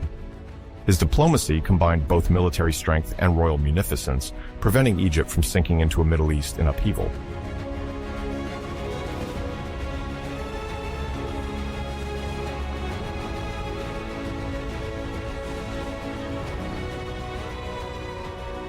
Tutankhamun's diplomacy, often overshadowed by the discoveries of his tomb, reveals how Egypt navigated among the great powers of the Bronze Age.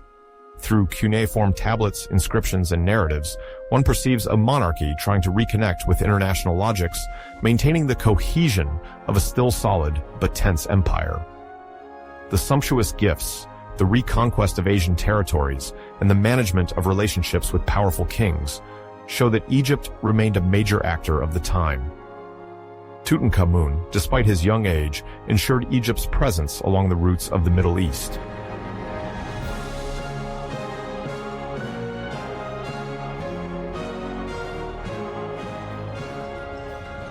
At the end of the 14th century before Christ, Tutankhamun launched a vast architectural and artistic program to restore the image of Egypt and the god Amun.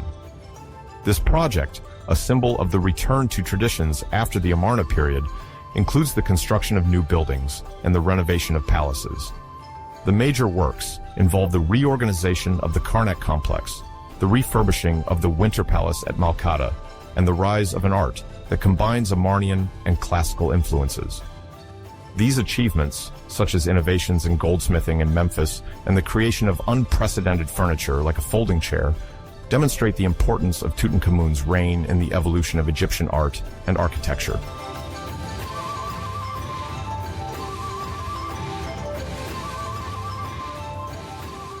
The importance of Karnak and the erection of new limestone colonnades. Karnak, the religious center of the cult of Amun, is a strategic site in Thebes.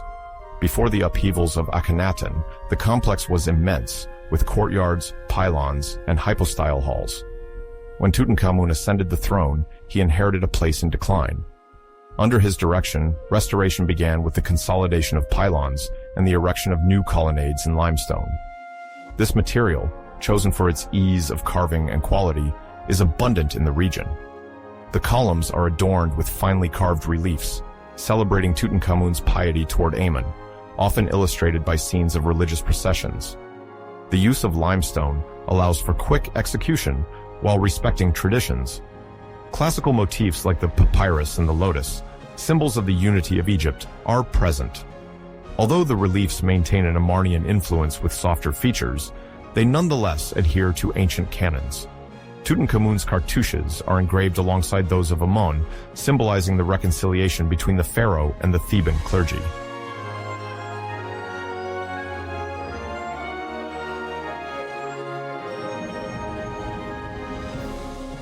The reliefs of Tutankhamun, where he appears leaning against the imposing figure of Amun, illustrate his divine legitimacy. These representations are not merely artistic choices, but a way to remind that the pharaoh draws his power from this deity, king of the gods, in Egyptian theology. Egyptian craftsmanship demonstrates its mastery of bas relief and intaglio, creating effects of light and precise details. The priests of Amun emphasize rituals and offerings to ensure the divine protection of the king.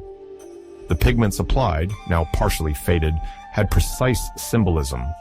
Blue evokes the Nile and the renewal of life, while red symbolizes solar strength and the desert. The colors animated the images, honoring the power of Amun and the pharaoh.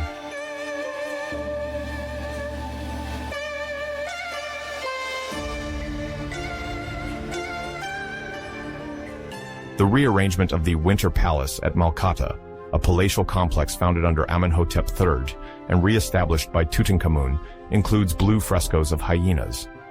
Malkata, a royal residence of comfort, was restored after the reform of Akhenaten. The site, made of mud bricks and stone foundations, houses frescoes depicting stylized hyenas against a blue background. These animals symbolize both the savagery of the desert and the power of regeneration. The frescoes evoke the idea of royal protection, dominated by blue, symbolizing luxury. This decor illustrates the regained prosperity of Tutankhamun and his return to royal splendor after the troubled period of Akhenaten.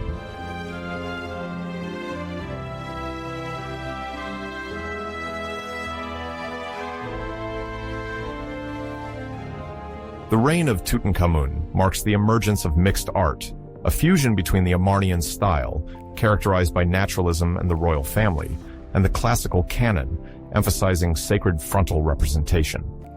This synthesis is manifested in statuary, reliefs, and decorative objects. The Amarnian forms soften, and the silhouette of the pharaoh regains classical proportions while retaining a certain finesse. The return to the classical canon is visible in the stone statues, with the royal figure in a traditional pose, and in the hieroglyphic inscriptions, reorganized in a more orderly manner.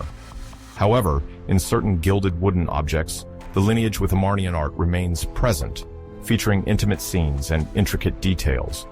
Thus, the art under Tutankhamun represents a metamorphosis, blending the Amarnian legacy with a more traditional iconography linked to the transition of his reign.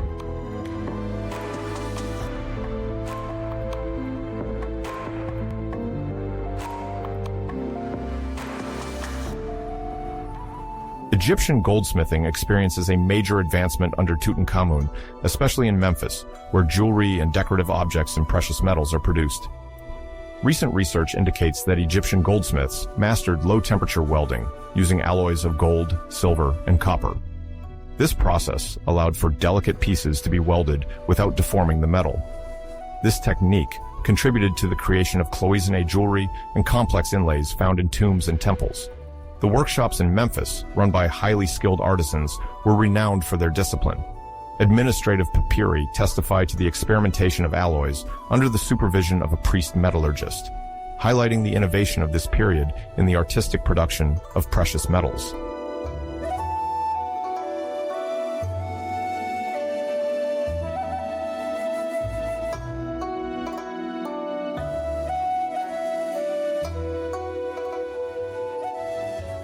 The folding chair, made of ebony and ivory, discovered in the funerary furnishings of Tutankhamun, is considered the ancestor of the modern folding chair.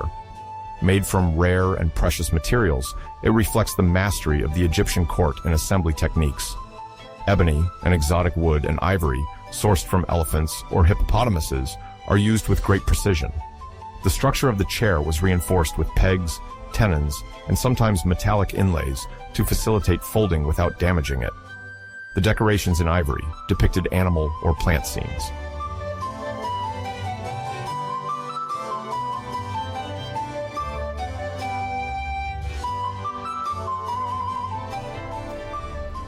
This folding chair met the needs of the Egyptian nobility during travels along the Nile, whether for religious ceremonies, military campaigns, or seasonal residences. Although Tutankhamun suffered from health issues, he appreciated this practical and symbolic chair, which reinforced his royal status. Although it is dubbed the camping chair, it was not intended for modern vacations but for prestigious use.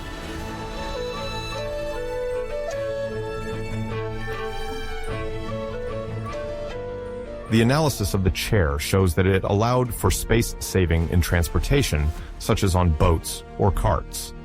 Found in the king's tomb, it symbolized the royal and distinctive use of funerary furniture. It illustrates the technical evolution under Tutankhamun, combining tradition and a spirit of experimentation.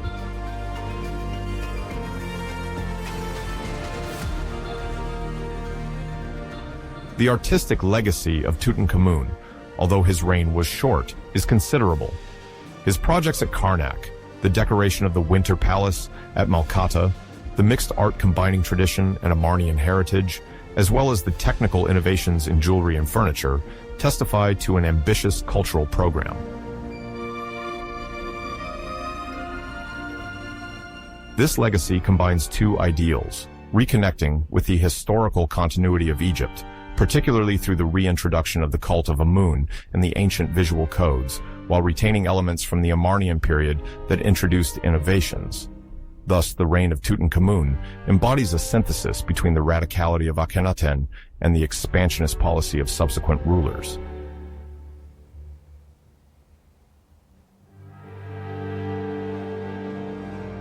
Contemporary excavations and analyses allow for a better understanding of the role of art in the diplomacy and religion of the time. Tutankhamun, although his reign was brief, appears as the patron of an artistic renaissance marked by a quest for identity for post-Amarnian Egypt through stone, painting, and gold.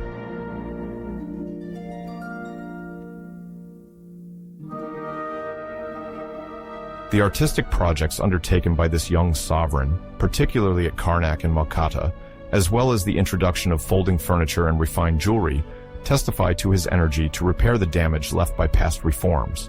He marked the artistic creation of his time, and his name remains a source of inspiration for historians and Egyptologists.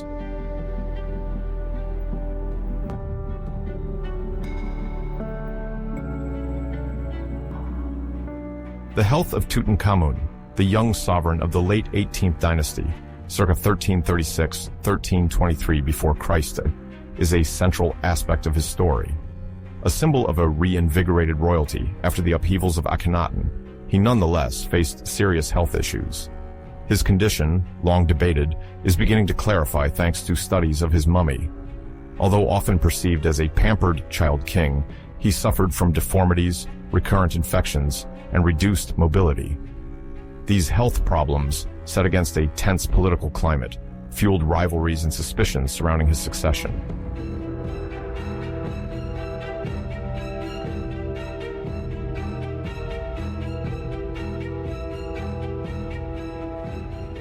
One key episode regarding his health is the fracture of his right femur, which occurred at a critical time in his life.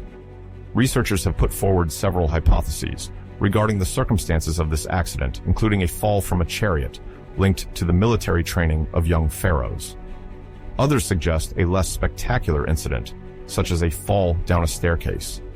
The fracture was serious, likely leading to an infection due to poor hygiene conditions and the heat of the Egyptian climate, complicating the healing of the injury.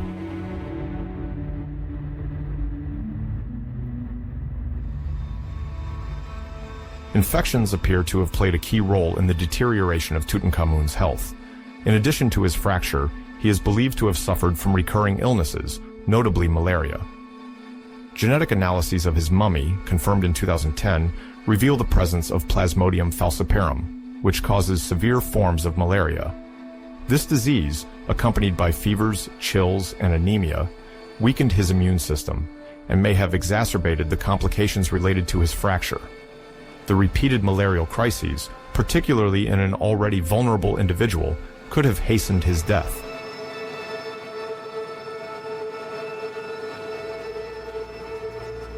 Other weaknesses are visible on his mummy, such as a possible clubfoot and scoliosis, detected through 3D examinations. These deformities, difficult to treat, limited his mobility and required constant assistance. Artifacts discovered in his tomb, including canes and orthotic devices, confirm that he needed support in his movements. These physical frailties were concealed by official art, which depicted the sovereign as powerful and immortal. However, these vulnerabilities may have raised concerns among his officials and priests, especially due to the uncertain succession.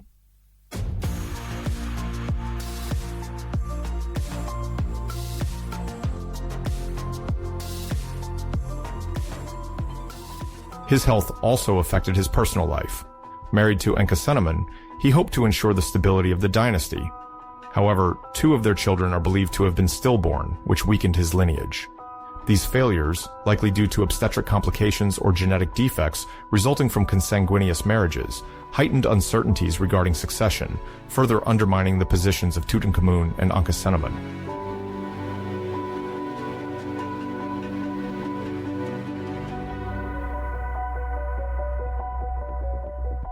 Faced with a vulnerable king, Ay, the influential vizier and guardian of Tutankhamun, and Horemheb, the army general, observed the situation with caution and ambition. Ay, close to the royal family and influential under Akhenaten, ensured the transition between the cults of Aten and Amun. Horemheb, on his side, controlled the military, overseeing garrisons in Nubia and the Levant. Although sources do not confirm an open rivalry, some historians mention a latent rivalry between the 2 men, each seeking to influence the succession of the pharaoh without direct offspring.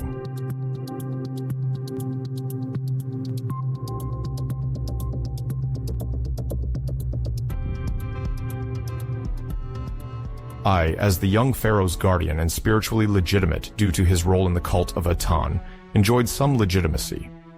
Horemheb, for his part, was recognized for his military strength, reassuring those who feared outside threats and internal rebellions. The question of succession extended beyond Egypt, with foreign powers, such as the Hittite Empire and Mitanni, closely monitoring the stability of the kingdom. An weakened king could lead to complex diplomatic negotiations in which Ay and Horemheb played key roles in maintaining the image of Egyptian power.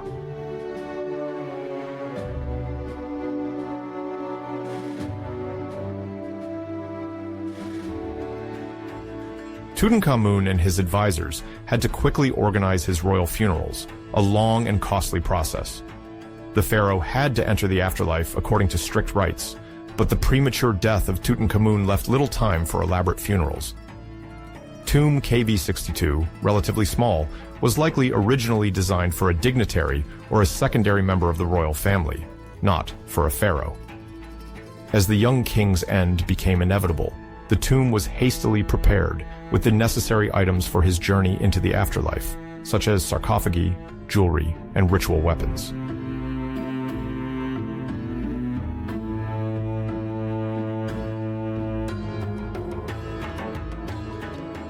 The modest tomb reflects the brevity of his reign and the suddenness of his end. Some hypotheses suggest that Ay's tomb was reassigned to Tutankhamun or that his own tomb was not finished. The Egyptian funerary protocol required a tomb with multiple chambers, but the limited time forced a compromise with sumptuous furnishings, lacking refined decoration on certain walls. The absence of decorations and the cramped nature of the tomb testify to the urgency of the organization. The funerary rituals lasted 70 days, during which the administration managed the practical aspects of succession, exacerbating competition between Ay and Horemheb.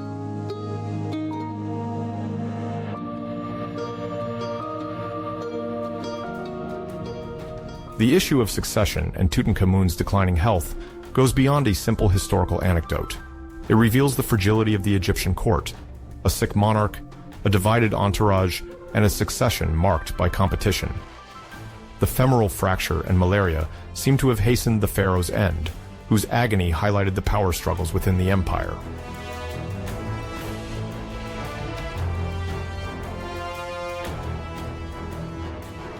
Tutankhamun's death, which occurred presumably in 1323 before Christ, allowed Ay, the vizier, to impose his views.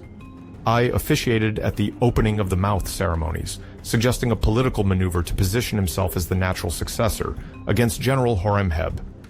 The precarious health of Tutankhamun and his inability to designate an heir facilitated this power grab.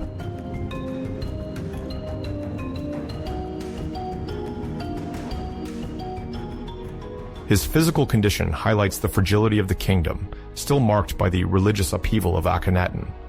Without offspring, power was to shift to whoever seized the opportunity to control the dying king. The 2010 DNA studies revealed the presence of falciparum malaria in his tissues, and his femoral fracture precipitated his death. Additionally, the 2 deceased fetuses found in the tomb testify to the intimate tragedy of the royal family.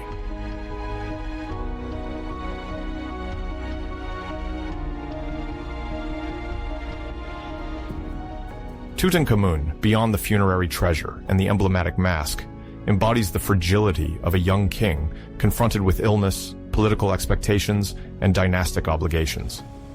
The luxurious objects found in his tomb accompany a story of suffering, pain, shattered hopes, and power struggles. This pharaoh, far from being an Olympian deity, was a young man fighting for his survival and that of his throne.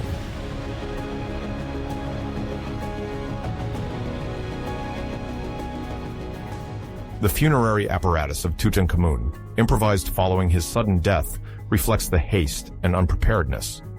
He did not have time to construct a monumental complex, and his modest tomb, filled with sacred objects and hasty offerings, shows how he did not have the opportunity to accomplish a long reign.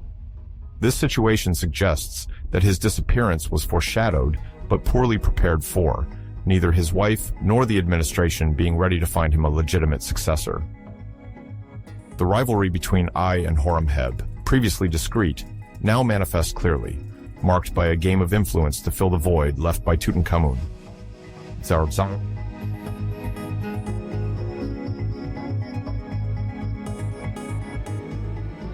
The story of his final days reveals the political fragility of the time. An accident or an infection could shake the state and offer an opportunity for a protagonist to seize power. Medical discoveries, particularly the femoral fracture and malaria, have revealed a reality far from the image of a peacefully dying king.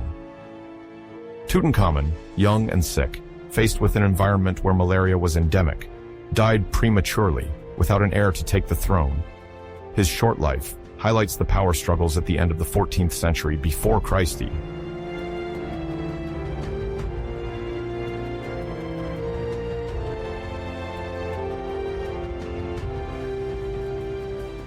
The months before his death were likely marked by a struggle for survival in a climate of uncertainty and rivalry. His death, while marking the end of an ideal of unity, also precipitated the return of repressed ambitions. His modest tomb, sealed in the Valley of the Kings, remained untouched for over 3,000 years until its rediscovery in the 20th century.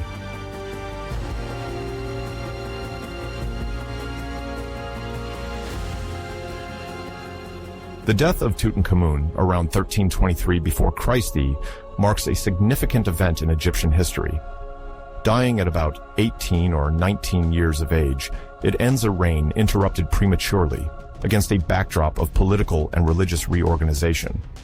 Although he did not have time to fully assert his authority, his death immediately triggered the traditional funerary rites intended to ensure his passage to the afterlife and the continuity of the monarchy.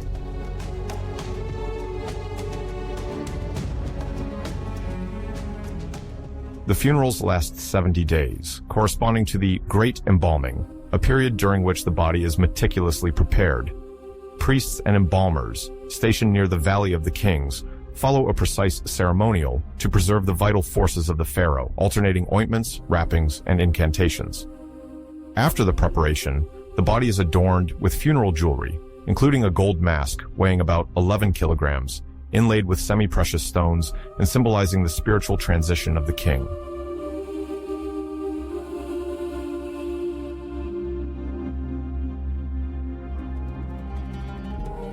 Simultaneously, items necessary for his journey to the afterlife are gathered: clothing, furniture, weapons, jewelry, food, and offerings. The tomb of Tutankhamun, KV62, discovered in 1922 by Howard Carter, contained over 5,000 pieces, ranging from treasures in gold to everyday objects, illustrating the exceptional status of the young king. The relatively small size of his tomb suggests a hurried burial.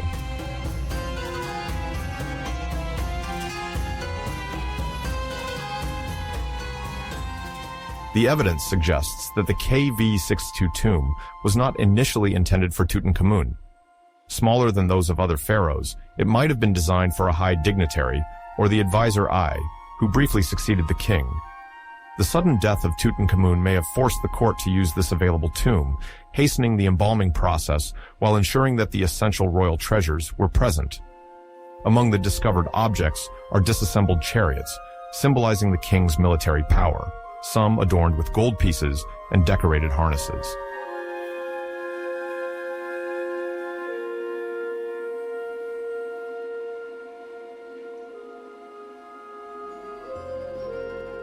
Tutankhamun's coffin is sealed in a quartzite sarcophagus and placed in the burial chamber, consisting of several rooms.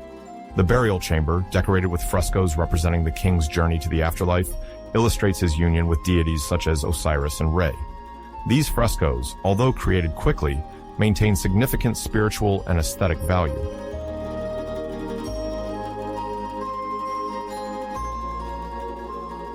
Before the closing of the tomb, a ritual called opening of the mouth is performed. This rite, led by Ay, aims to restore speech and breath to the deceased for his posthumous journey. By participating in this ceremony, Ay seeks to legitimize his own reign. The ritual, accompanied by symbolic gestures and ritual tools, ensures the immortal status of the pharaoh. The ceremony of mutual legitimization is accompanied by offerings of bread, beer, and incense, while Ay, as the main celebrant, recites ritual words. The presence of high dignitaries and courtiers attests to the importance of this step, the deceased pharaoh being seen as an intermediary with the gods.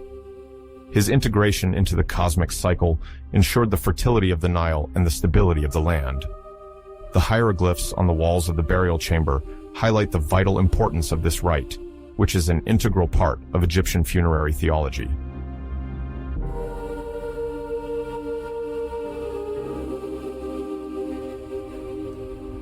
Despite the grandeur of the funerals, evidence suggests an unusual haste.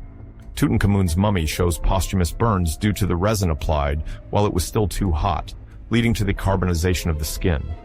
This error could be linked to a lack of time or organizational issues. The embalmers used oils and fragrant gums, heated to facilitate their application, but the resin would have been poured too soon, causing unprecedented calcination.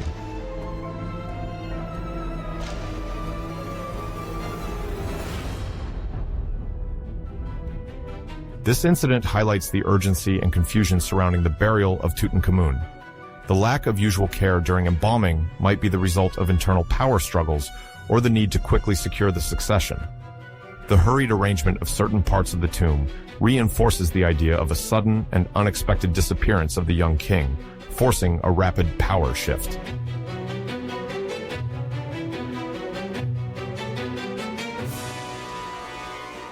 The internal layout of KV62, the tomb of Tutankhamun, displays an unusual disorder. Funeral objects such as beds, canopic jars, chests, and chairs appear to have been hastily piled without the meticulous organization usually observed in other royal tombs. Howard Carter's precise inventory indicates that many objects, often made of gold or precious materials, were not placed in an orderly manner. Additionally, some unfinished touch-ups and paint on the walls and furniture suggest a lack of time to complete the decoration.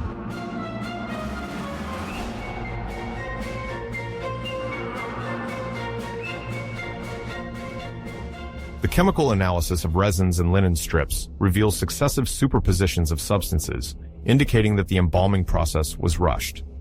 This acceleration may be related to a ritual calendar aimed at completing the process before a specific date, likely linked to significant astrological or religious events, such as the flooding of the Nile or religious festivals. The absence of a living pharaoh during these key moments risked disturbing the political and religious order.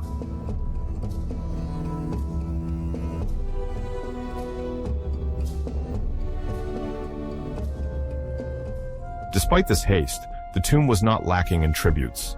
Objects of great artistic value, such as the gold funerary mask, a pectoral made from Libyan desert glass, and daggers forged from meteoric metal, testify to the luxury associated with Tutankhamun. Lacquered wooden coffers and scenes decorating the handles of daggers also reveal exceptional refinement. The 4 gilded wooden shrines surrounding the sarcophagus manifested the desire to protect the king from harmful influences. These elements prove that, despite constraints of space and time, the royal dignity of Tutankhamun was affirmed.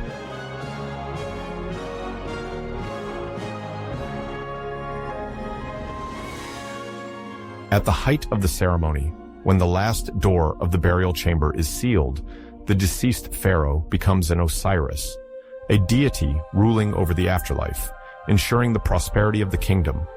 Prayers and exorcism formulas are recited to protect the crossing to the Duat. The religious community plays a key role, organizing parallel ceremonies in the temples, where the worship of Amun harmonizes with tributes to royal ancestors.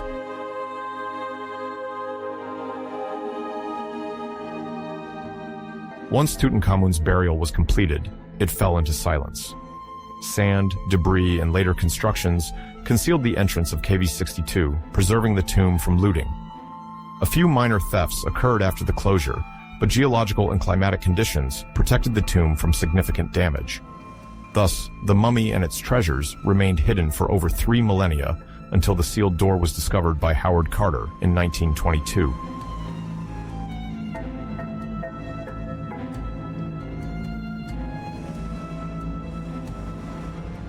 This discovery revealed the magnificence of the treasure, but also the degraded state of the mummy, partly due to heated and solidified resin. The excavation methods of the time forced the team to cut some linen strips to access the jewelry. This dismemberment complicates the medical examination of the mummy. However, recent advances, such as tomographic analyses and DNA, have confirmed that the resin was primarily located on the back and chest, suggesting a hasty action during embalming.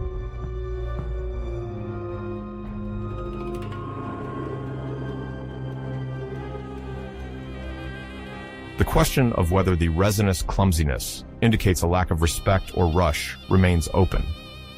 Although Egyptian practices were codified, each reign could present deviations based on political or military contingencies. Tutankhamun's brief existence did not allow him to construct a burial worthy of his rank, unlike other pharaohs like Amenhotep III or Ramses II. He only benefited from a space initially intended for another deceased, but tomb KV-62 remains one of the most impressive discoveries due to the abundance of objects found.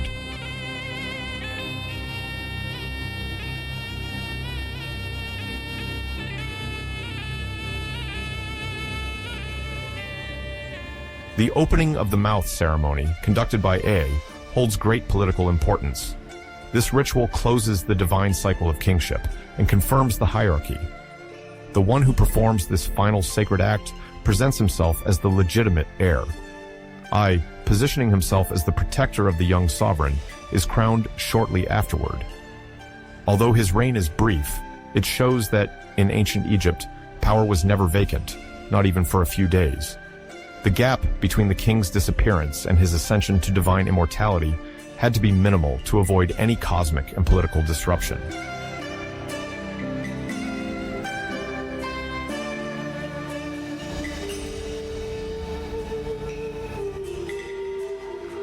Elements such as the burned resin, the dating of the tomb, the funerary furnishings, and Ay's involvement demonstrate the haste marking the end of Tutankhamun's short life.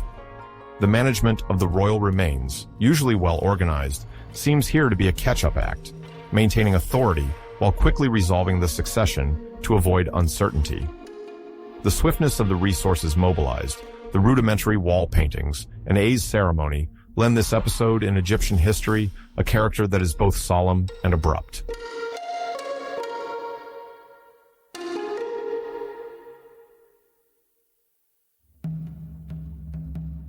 Around 1323 before Christ, Tutankhamun finishes his earthly existence. The gold mask, the chariots, the quartzite sarcophagus, the vases, and the resin that burned his flesh create a striking picture of this hastily arranged royal burial. Tomb KV62, although smaller than other pharaonic constructions, contains priceless objects. The 70-day funerary process, the opening of the mouth, and the remains protected by several layers underscore the importance of this child king in Egyptian memory. His tragic end remains one of the most evocative chapters of Egyptian civilization, where majesty meets urgency, and where the gold of royalty shines, despite the passage of time, in a burial that is modest yet rich in meaning.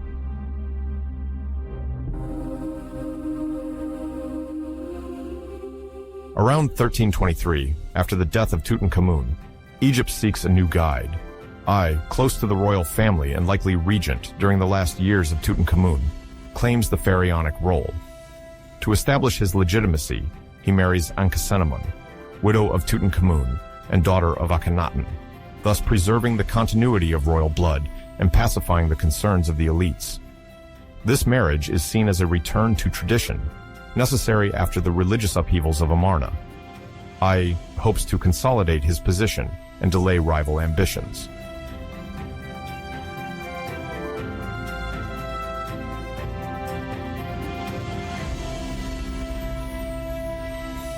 Ay's rise is contested by Horemheb, an influential general respected for his victories in Nubia. While Ay strengthens his position at court, Horemheb gains supporters. The marriage to Akhenaten is not enough to erase doubts. Ay is old and without a direct heir, and Egypt, weakened by internal fractures, must still assert its authority internationally. This rivalry marks the fate of the dynasty.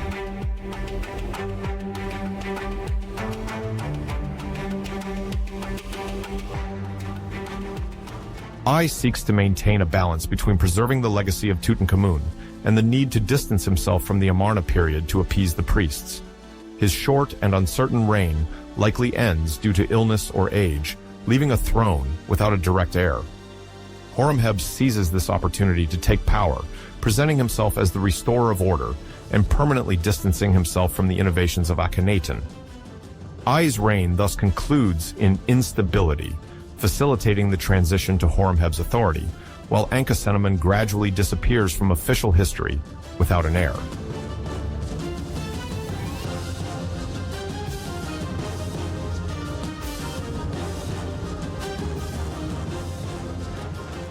Horemheb's rise to power is accompanied by an ideological purge aimed at erasing the memory of the cult of Aten.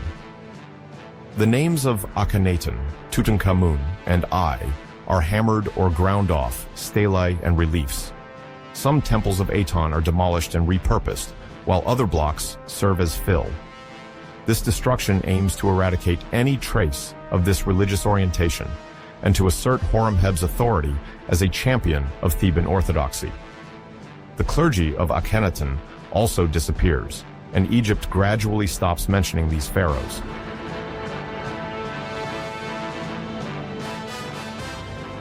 Despite this purge, unexpected evidence remains, such as commemorative scarabs engraved with the names of prescribed pharaohs. Some, found during excavations in Nubia, prove that it is difficult to completely erase the memory of a pharaoh. These objects, preserved through negligence or forgetfulness, demonstrate that popular memory resists the will of central power.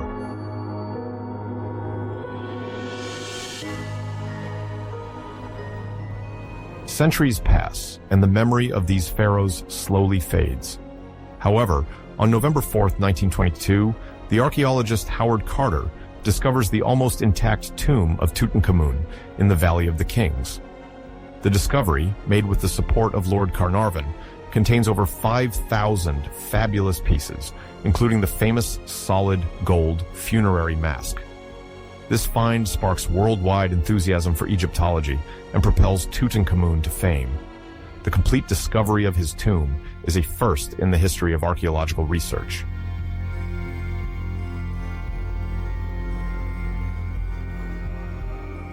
The death of Lord Carnarvon in 1923 fuels the legend of the curse of Tutankhamun. After an infection caused by a mosquito bite, the sensationalist press attributes his death to a curse linked to the opening of the tomb. Incidents such as a power outage coinciding with his death and the disappearance of other team members reinforce this belief. Although scientists explain these events through natural causes, the collective imagination ignites.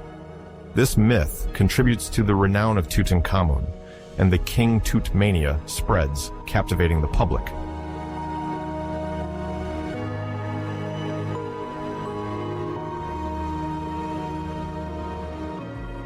The mummy of Tutankhamun continues to intrigue. In 1968, X-rays sparked speculations about malformations.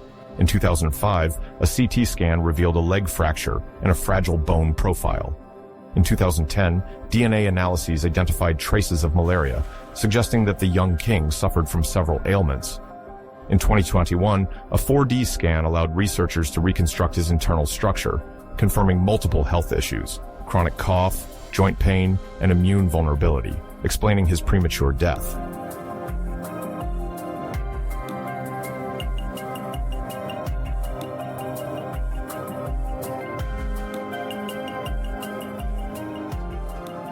The fascination with Tutankhamun persists. In the 1970s, traveling exhibitions of the treasure attracted crowds. The Art Deco aesthetic was revitalized, and the insurance value of the treasure reached nearly 1% of the British GDP. The golden mask and the myths surrounding the pharaoh still captivate, inspiring museums and video games like Pharaoh. Today, Tutankhamun symbolizes the splendor of ancient Egypt and the power of archaeological discovery, continuing to unveil the mysteries of the Valley of the Kings.